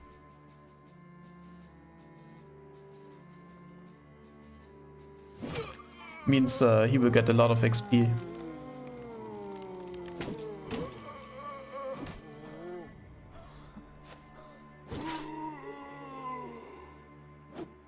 Quick dodge into double finish. Nice. Pretty decent XP on the tank. I think he also already... he still got his rigorous schooling. A pretty decent haul. A lot of treasure. What's not to love?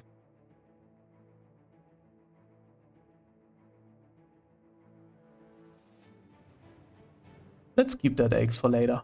For bad times. Yeah, he's finally nimble. Decent roll. Desperately need the fatigue on this bro. Perfect. Thank you, good sir. Another nimble bro. Defcon red avoided.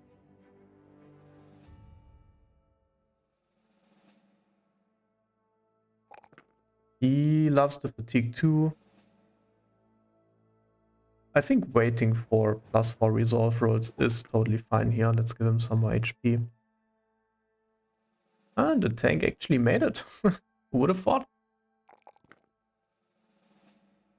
Skipping fatigue for the 2s. Seems like the obvious thing to do. Not sure if taking Colossus here is the good one.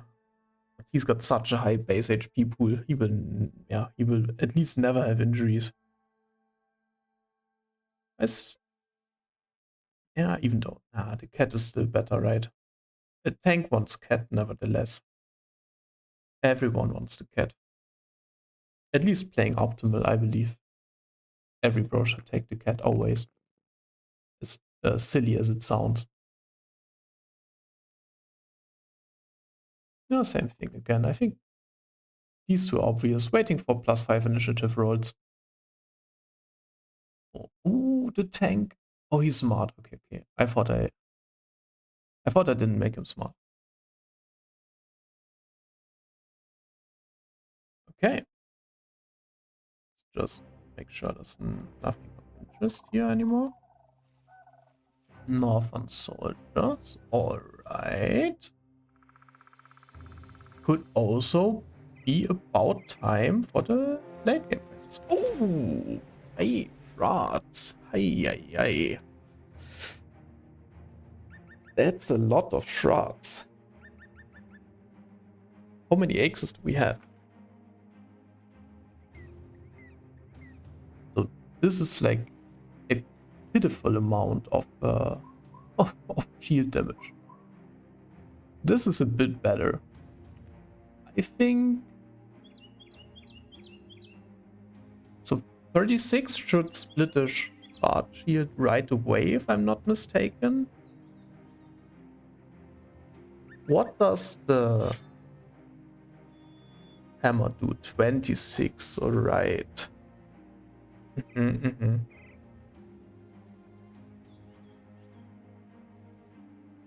So this is a lot of shard. Not sure if we want to take that fight, but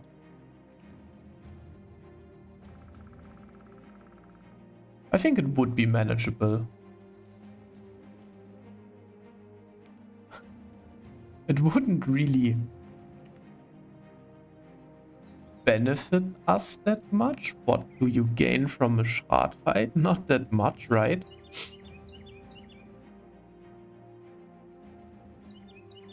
Could maybe gain a... Wow. I don't even know. What do you gain from a shard fight that's worth something? But it's maybe just do it for the fun of it, I guess.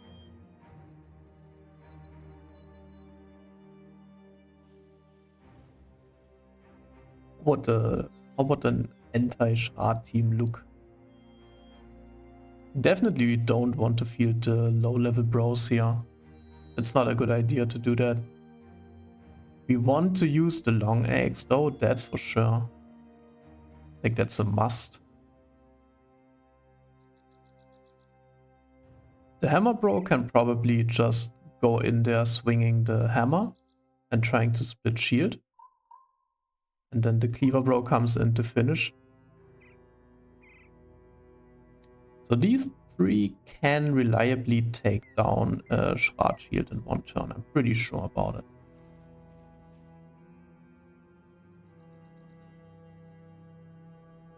The Dutch tank is kinda useless here, but he can just tank. We don't want him. Range bros suck against shards. Like really suck. He's a polearm dude, so he's kind of viable, but he doesn't have Pathfinder. We really want Pathfinder in this battle. Shield bros also kinda suck against shards.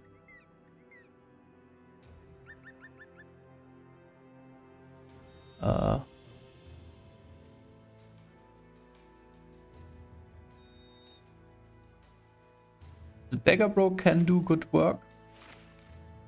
As soon as their shields are down, they can do good work. No need for the... Whoa, this is a cool look. Should maybe farm for one more Rugged Circle to combine the Dark Rugged Circle together with the Assassin's Head Wrap. Kinda dig it.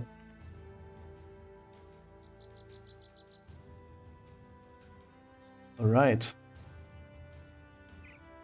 So fielding him should be a good call together with the dodge newt. He's got Pathfinder, right? Yeah. Pathfinder, Pathfinder, Pathfinder. Fields good man. Dieter will do a great job tanking a Shroud or two. I think he has what it takes to tank a Shroud for a couple of turns. And then one brother...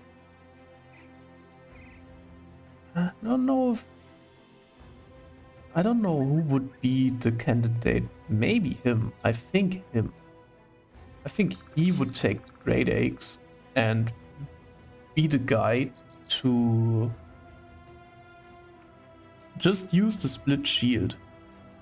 Yeah. So these two combine their immense power to split one shield. And then these two combine their power too.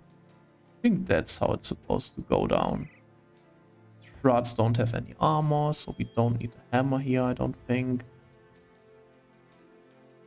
And he would basically just be there because his level is high and they are freaking dangerous. So you don't want to mess with the Shroud, basically. I think that's it. Let's try and take them on.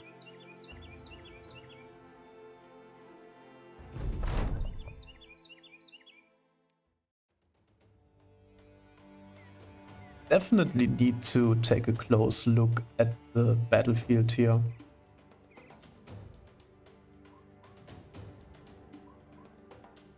Oh, we got the...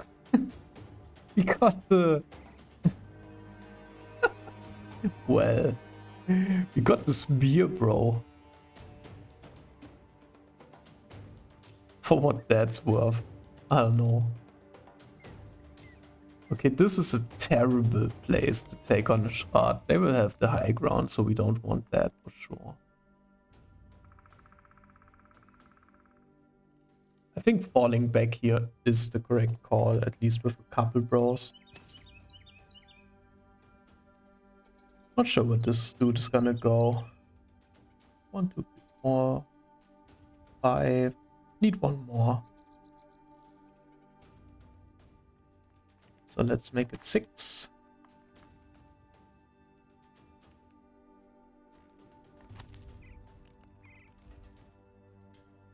Like this is fine. Wait.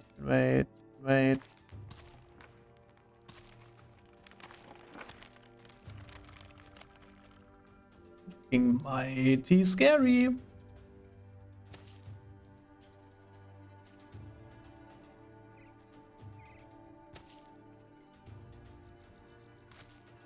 This.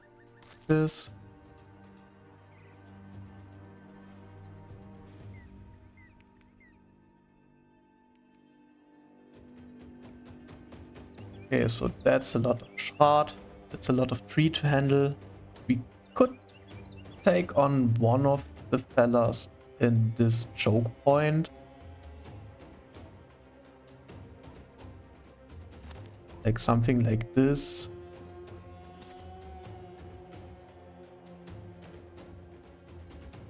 No need to shoot here, to be honest.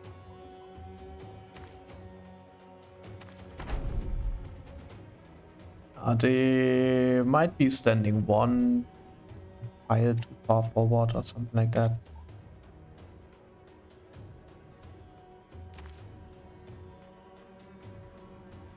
Yeah, no thank you, good sir.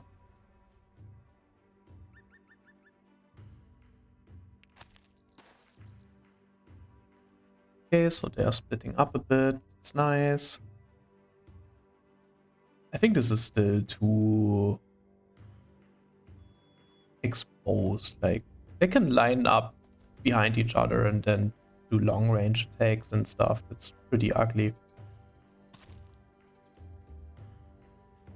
But let's go like this better.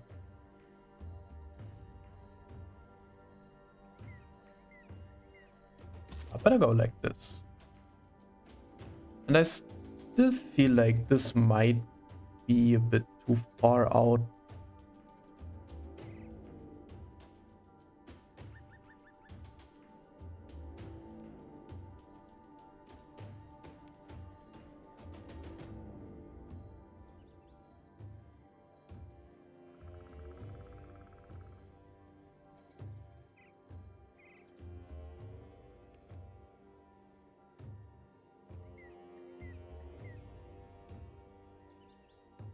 Wonder if we should retreat one more tile back. Let's wait and see where the other guys move.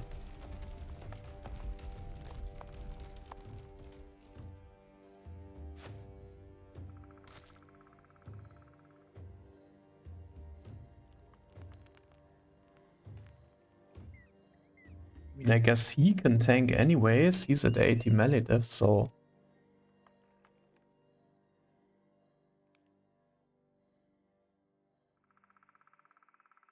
he shouldn't have big problems holding his own. Let's maybe retreat with the backliners. Him standing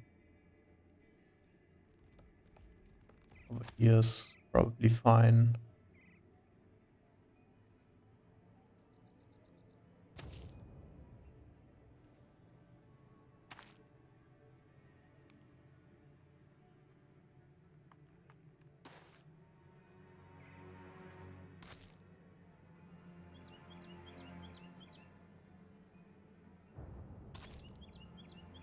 Let's not line up for them.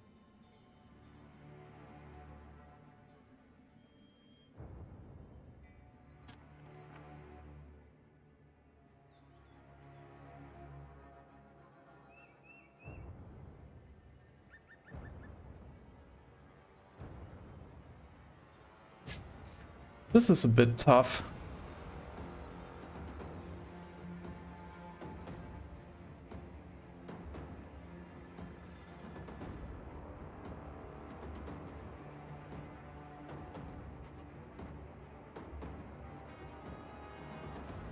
Just not exactly sure how this is gonna go down. Let's hope this is fine. Okay. This might not be a bad spot to engage now.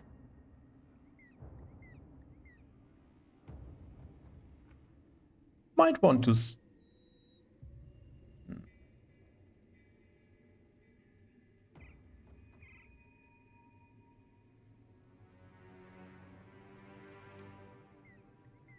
Only takes 4 bros to surround this one now. This is kind of nice. We can close in with 1, 2.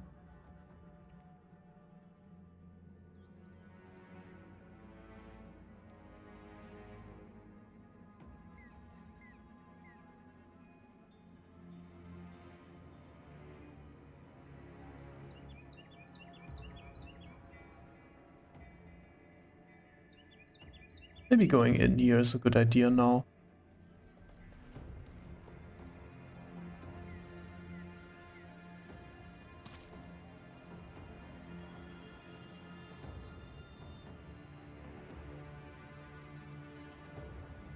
Oh, we leave this field open, then he will even get his lone wolf bonus. That's not bad. Oh, okay, perfect. What are they doing? So hard to play around this. They are moving randomly like this. Like, what the hell? Okay, so the 2 guys with the big bonk sticks definitely want to unload this turn to break the shield, so we wait with the other guys. Luckily, the split shield ability cannot miss. Okay, so this one didn't quite break, so that's expected.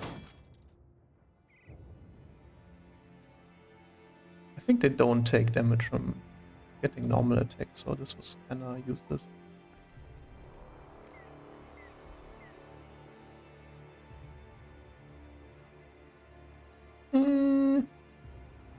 Can move in from here next turn, so...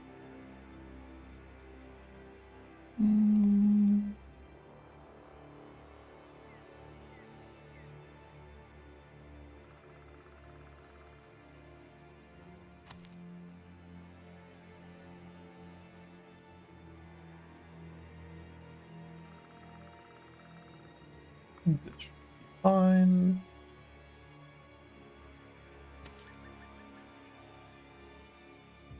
So this field we want to lead 3, but next turn there's a good opportunity to split shield and also unleash a dog here. Because the shards will spawn the little zeppelings wherever they have a free tile surrounding them. Going here is a bit dangerous, maybe. Yeah, it's slightly dangerous. Since one of them could randomly hop up here. I don't know. Might not want to do that.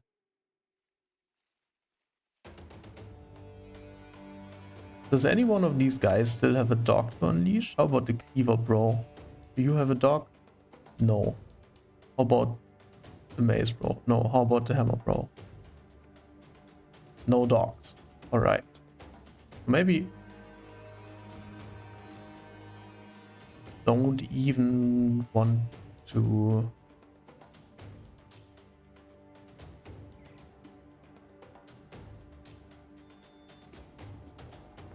Don't even want to surround this guy now. We have enough dogs to surround here next turn. Not really as well. So the sergeant would need to move in.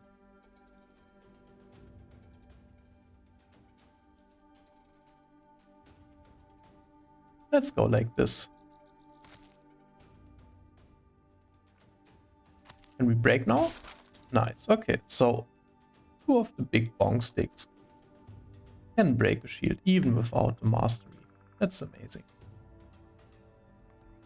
I don't know. Here we just...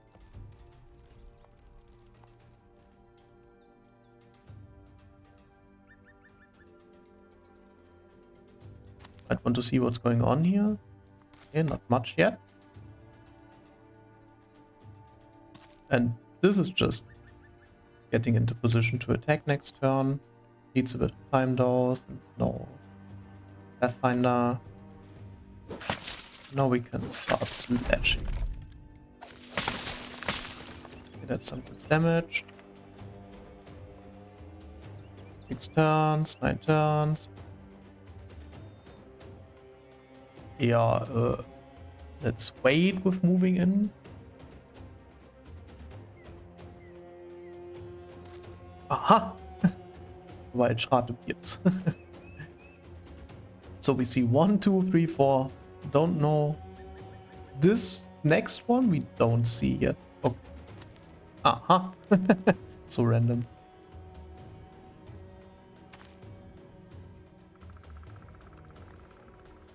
Maybe baited a little bit with the spear bro. He's not having a clear purpose right now, it feels like. Ooh. Crazy, right? 50% chance to hit. Oh no, it's not even that crazy.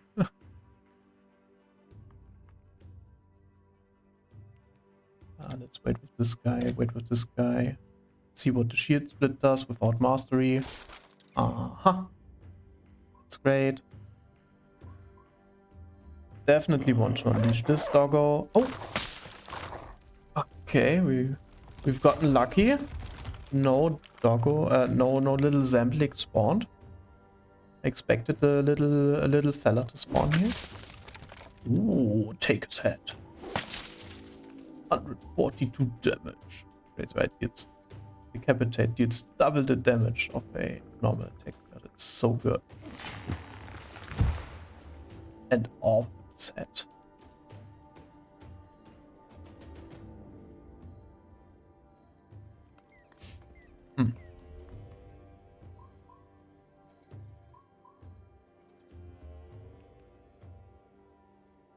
I want to stay away from this position though.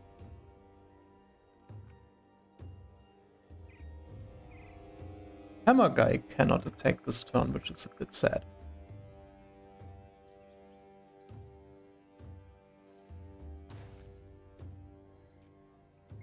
Let's move Weasel here. He can just get into position, I guess. He's positioned fairly well, it feels like. I think they cannot really hit the like not exactly the tiles which don't exactly line up in a straight line. It's like they always attack like this or like this, so probably want to move here rather. I don't think they can move 4 tiles, so anyways, the bro should be fine here, right? Not sure what to do with him, to be honest. Yeah, let's just enter. So this should, I'm pretty certain we should spawn the little Zeppelings now. Yeah. Well, let's wait with the brothers.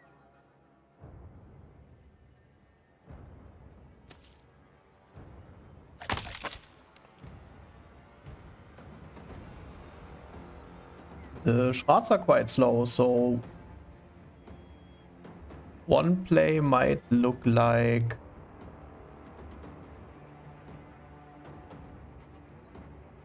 moving in here and taking this tile with the stun tank for now. Should be able to do so. Good boy, get him. Let's see what these guys are doing first.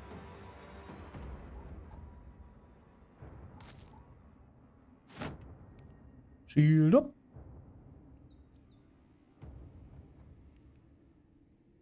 Getting into position to strike seems fine. What?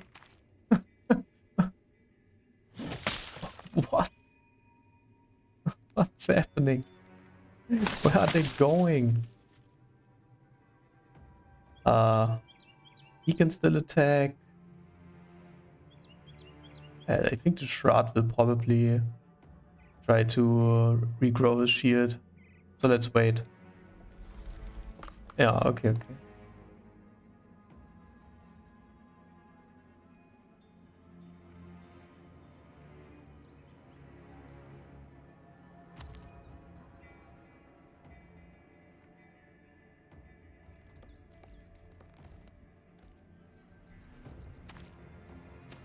Uh-huh. Let's just try to scout and see what they are up to. They are really hard to follow. But taking them down one by one so far cannot be that bad, right?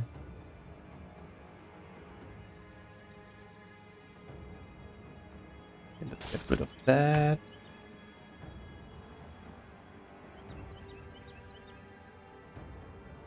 He cannot do anything impactful anyway, so I don't know. Okay. So Doggo and Assassin should be able to get the next one. Yes. Let's see what these guys are up to. Well, yeah. I mean...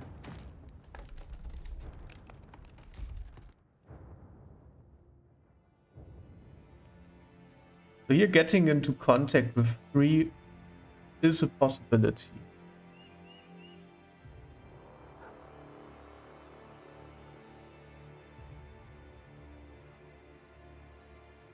Oh, I guess Red Tooth the War Dog will jump into his demise. I don't want to engage the Shard with one dude though.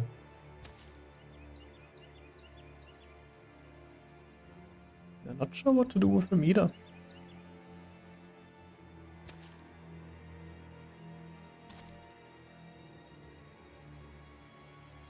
Let's get back into position.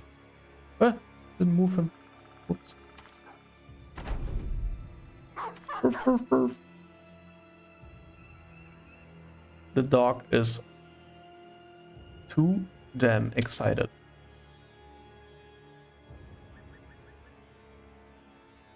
Right.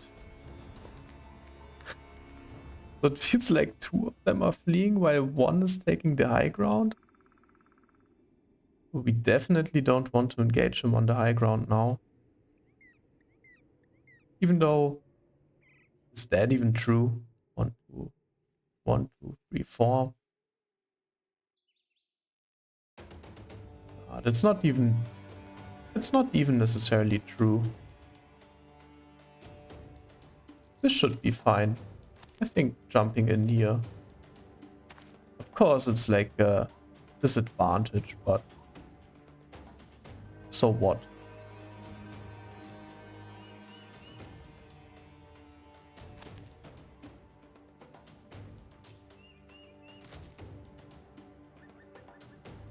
Ooh, he can rotate the X-Bro in next turn.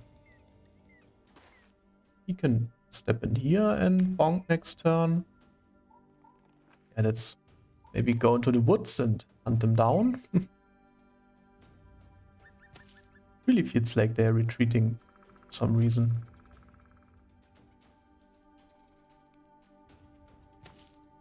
Okay, he can go in and attack next turn. Yeah, there they are.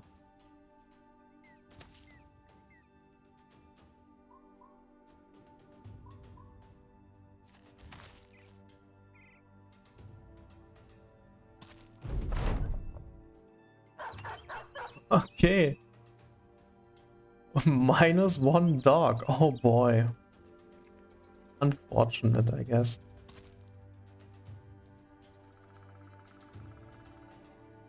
He's acting in 6 turns, so yeah. He will take care of the shield, that's for sure.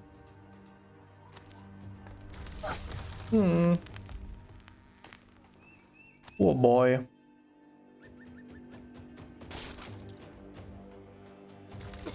Oh! Crazy how much damage these things are doing. Definitely scary.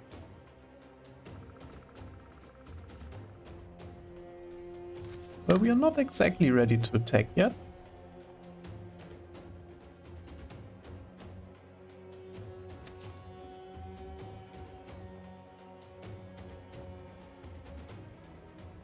Might even want to try and jump in.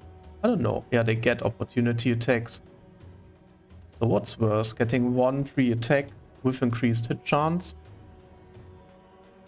Or having the sapling spawn?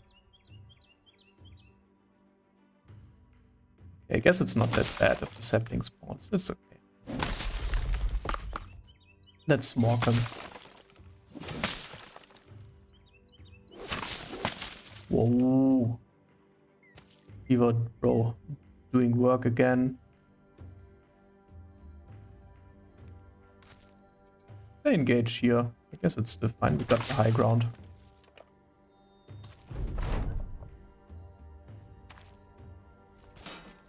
Okay, that wasn't too bad. -1 Schrat.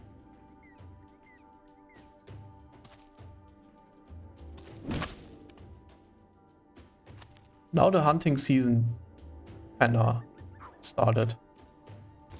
Oh! Red Tooth, you can do it, brother! Is it a good move to jump in here and actually try to save the stock?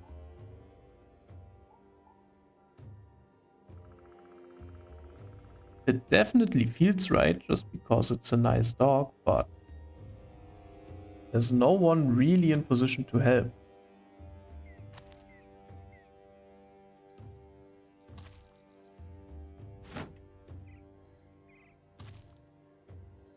Need to move up all the bros now. They isolated themselves pretty nicely. -3 fatigue recovery, that's totally fine. I can go here. Just need to leave space for 2 bros to get rid of the shield. Well, let's try to get into position from the back. Or maybe if we step in with the tank. Oh yeah, maybe then they won't attack the dog anymore. Not sure if that's how it works, but let's give it a try. Oh! Oh! Ouch.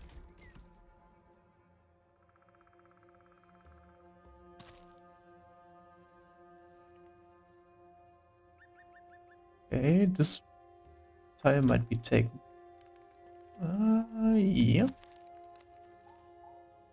He's not having Pathfinder anyway, so it's fine. Okay, let's see if the plan works out. Oh, nice. Oh, even only has a 5% chance. Whoa. Whoa. Let's get in there with the Hedgie.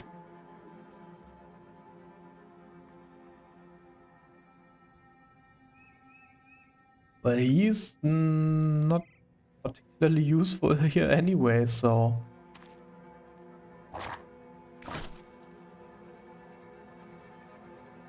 He cannot be killed, even if he gets another headshot, so it's not a biggie if he gets attacked.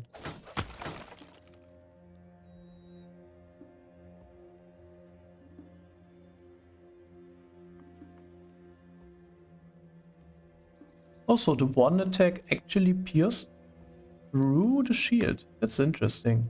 Didn't even know that was a thing. I don't know. Oh, he's bleeding now, but only for one. So that's not bad at all.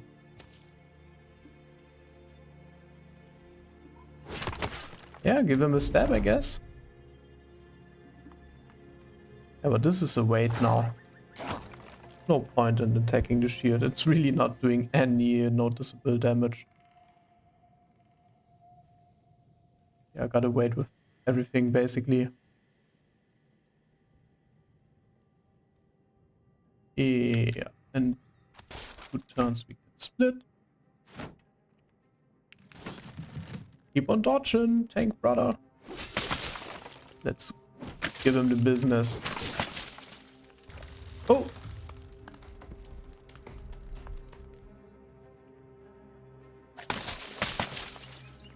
Should be down soon enough. Can already start moving with the brothers. Oh! Whoa. 3 down! Okay, so there's 1 tile to take here. The AX Bro might be able to take it. He can start circling. Only 80 more turns until he bleeds out. Yeah, I mean, the Spear Bro was completely useless in this fight.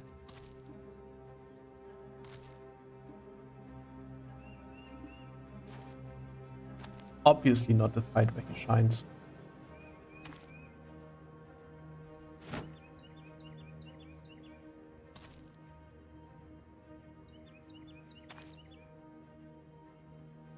Well, the X-Bro might make contact at some point. It will only take like 2 more turns until he can split the shield finally.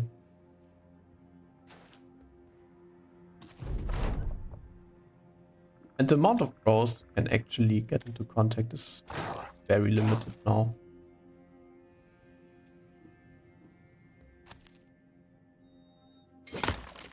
Let's give him a poke.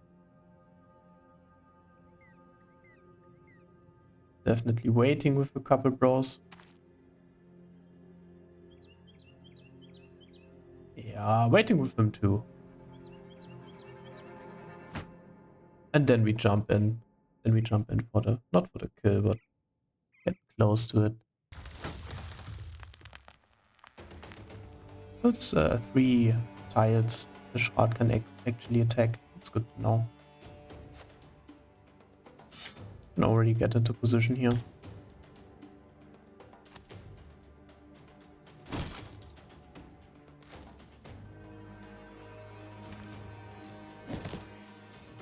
Build up some of his fatigue, so he's even slower than before. Yeah, here we can only wait.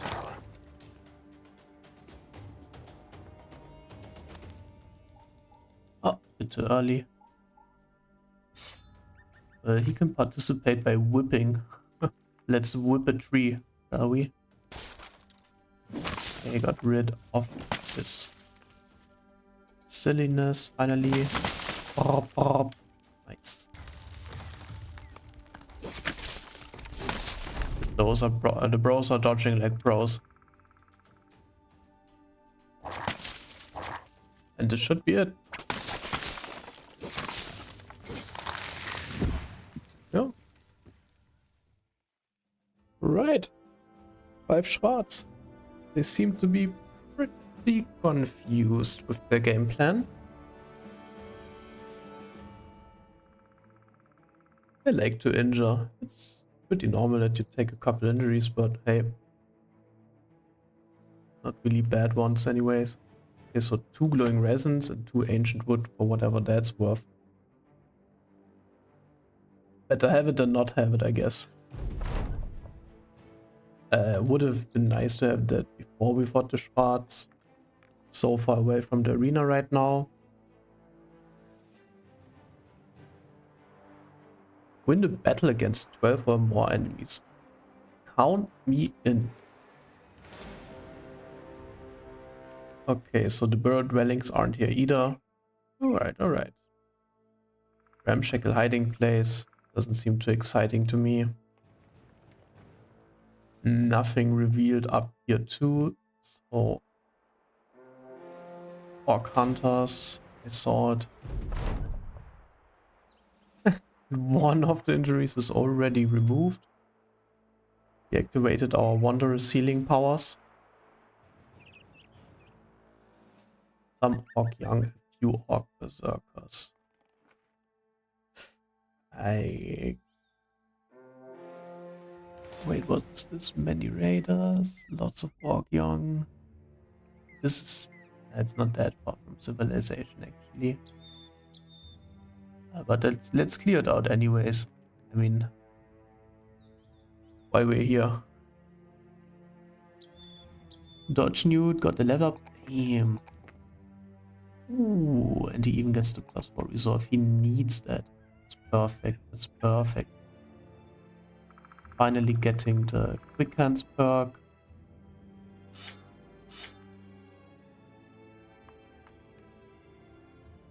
He might want another level up in fatigue. Now that I see the actual weight of the Lord. Even though +7, then he's at 22. And another +5, then he's at 17. Eh. Probably he's fine. If he gets something like a named helmet that's not as heavy, he should be fine.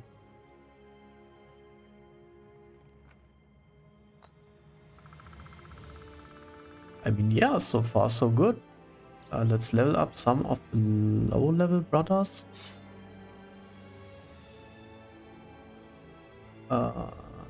He's a low level brother. He's a low level brother. He's a low level brother. Right?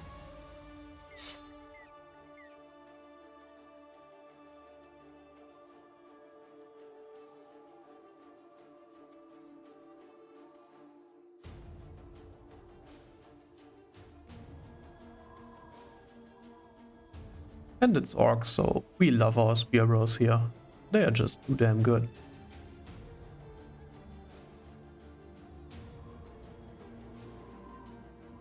Did we forget anybody? No. And really no one else who has any potential for leveling, so we can take this fight with a clear conscience. Unfortunately, one enemy too little to give us the ambition. Okay, we already know our spear positions here, that's just perfect.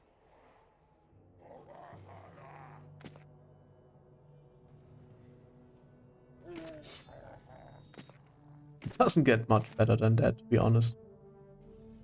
Let's shoot for the lulz. Orcs are being smart, having the guys with the anti-range shields in front. They are getting smarter by the day. Like, he can stay back, I guess. I don't even know. I don't even know where to move, and he can stay for now.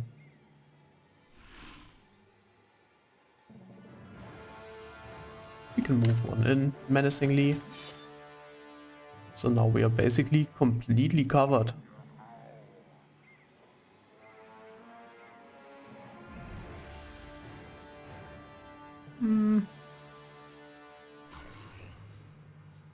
Yeah, let them stay in the middle. Maybe they unpack the javelins again and then we are happy.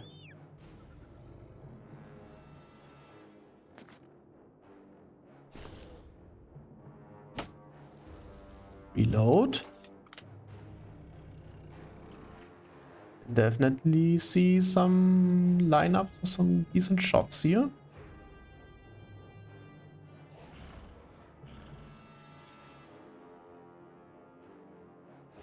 Besides that, should be pretty much sorted out. First one, second one.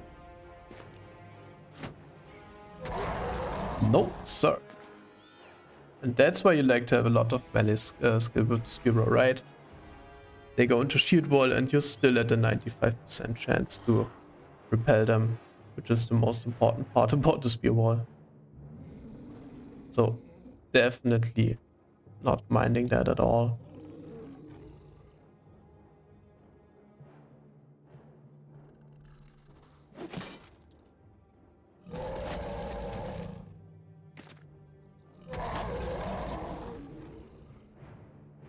I can get in a nice bonk here now. That's great.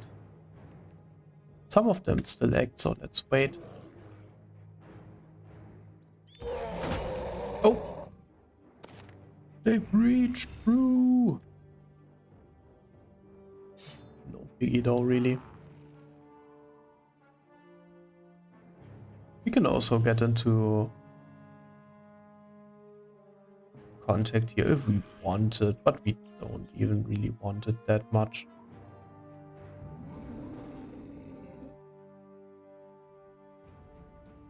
Let's just chill.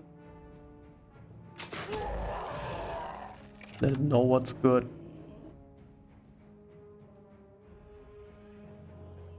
I mean, he can move.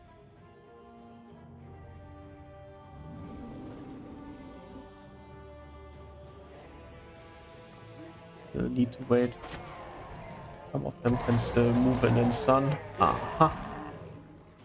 Oh, that was some good hits right there. What's our targeting? Commander! We need a firing solution. This is our firing solution. 4 hits, possibly. Ooh.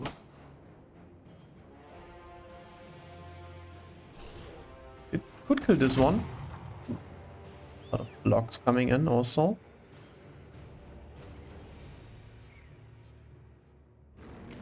Let's go back here so they don't have a nice target to jump in.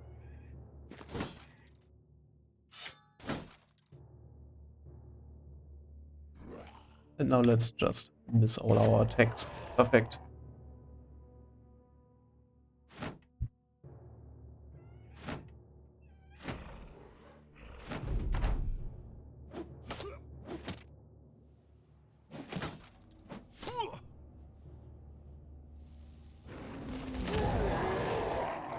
Oh, I'm gun him.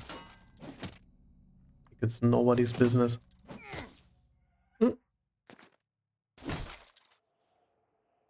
Well, that isn't a mistake.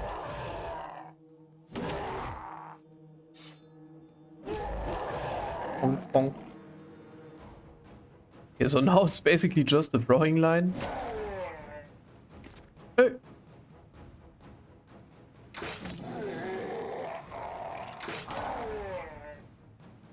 We definitely rush in at this point. Don't want him to throw at us. And feel too good about themselves. Ooh. Head poke.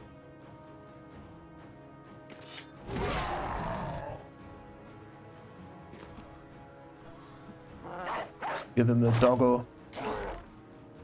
Go get him. Well,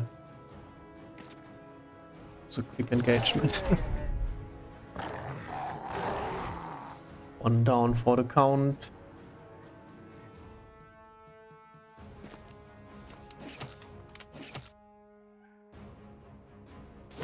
Hawk shots going wide left and right.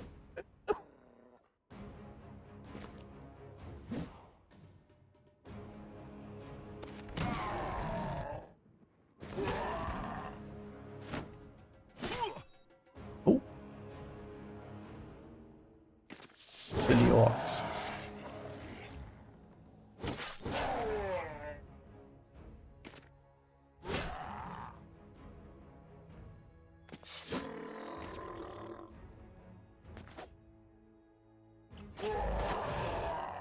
Break them both with the fearsome hawks.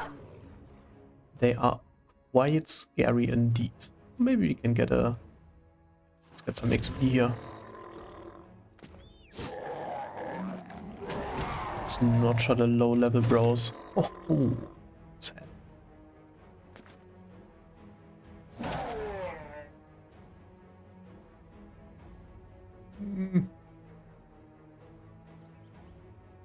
He could possibly get a kill, so let's try that. Boys. XP on exactly the right people. Love it. All of the low levels got the kills. That's how it's supposed to be. And even getting 22 tools and some food here is really valuable. So yeah, that wasn't too bad.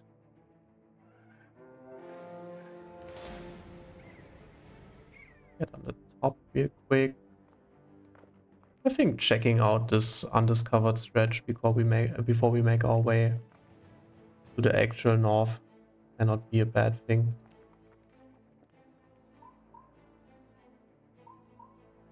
Get back here, good sirs.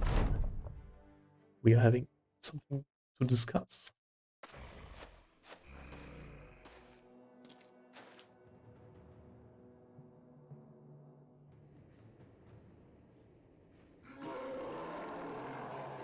This is a prime position for a spear brother, if I've ever seen one.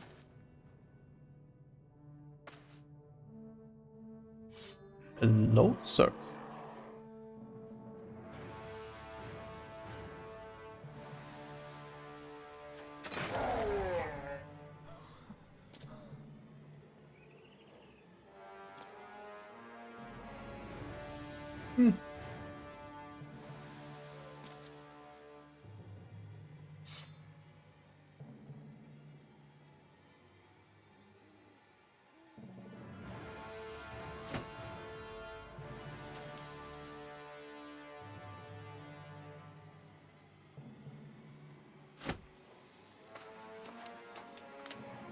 Stuffing the gun for some fun.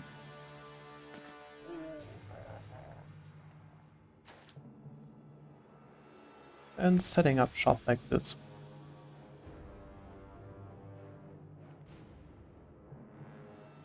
Let's get them into the fray.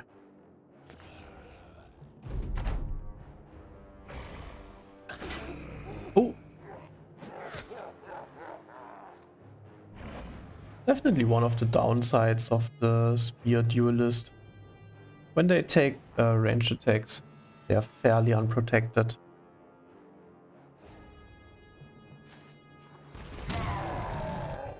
Well, let's wait.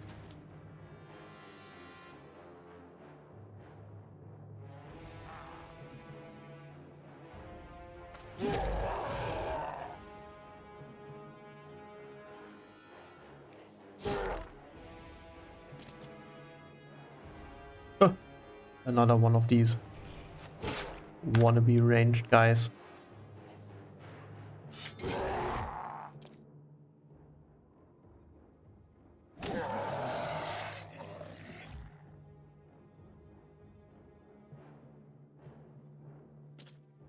Let's move him back to hold the flank in the rear.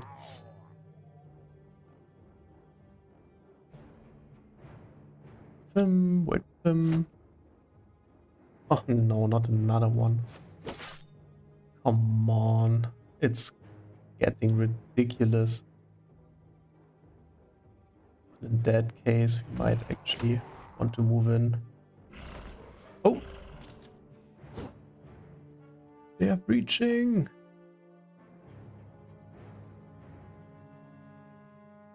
Might line up a good shot here next turn. He's not as tanky. Let's shield wall that. Ooh. Body. Might take some big old damage this turn.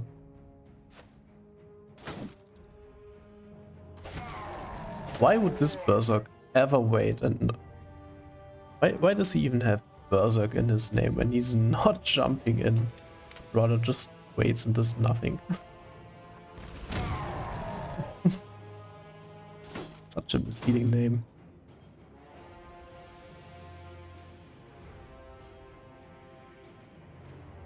Let's go in here and give him something to think about.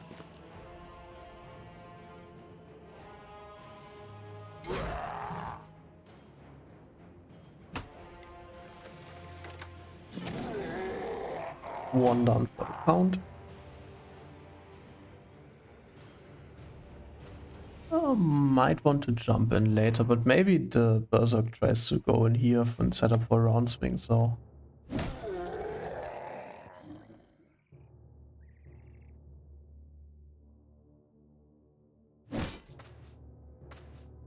Oh, it feels a bit safer.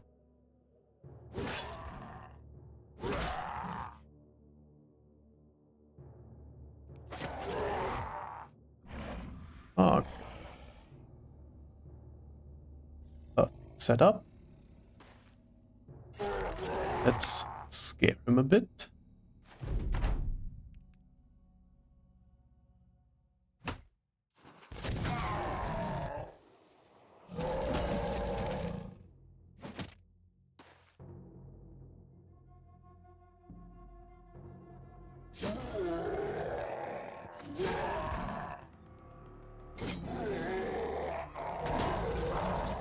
Bonk. This might be an easy kill for the future tank.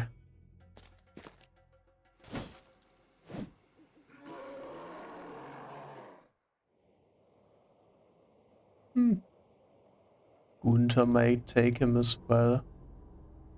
But let's line up this dude for a kill with Gunther. Oh! Didn't expect him to get down so easily by the hammer.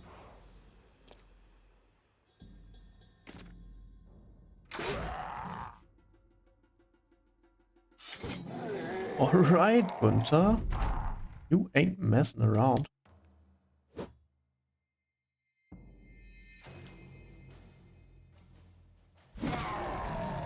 Well, at this point we are mostly blocking ourselves, so let's finish this up.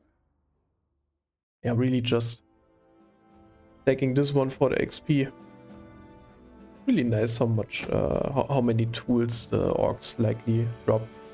Pretty good. Alright. This was really nice. I think I will call it here for now. Didn't make too much progress yet, but it's getting kind of late. And yeah, have to get up early tomorrow. So yeah, I think this will be it for this episode. Thanks for watching, and hope you enjoyed it. As usual, we'll definitely get in another one tomorrow. So hope to see you there. And yeah, have a good one. Bye bye.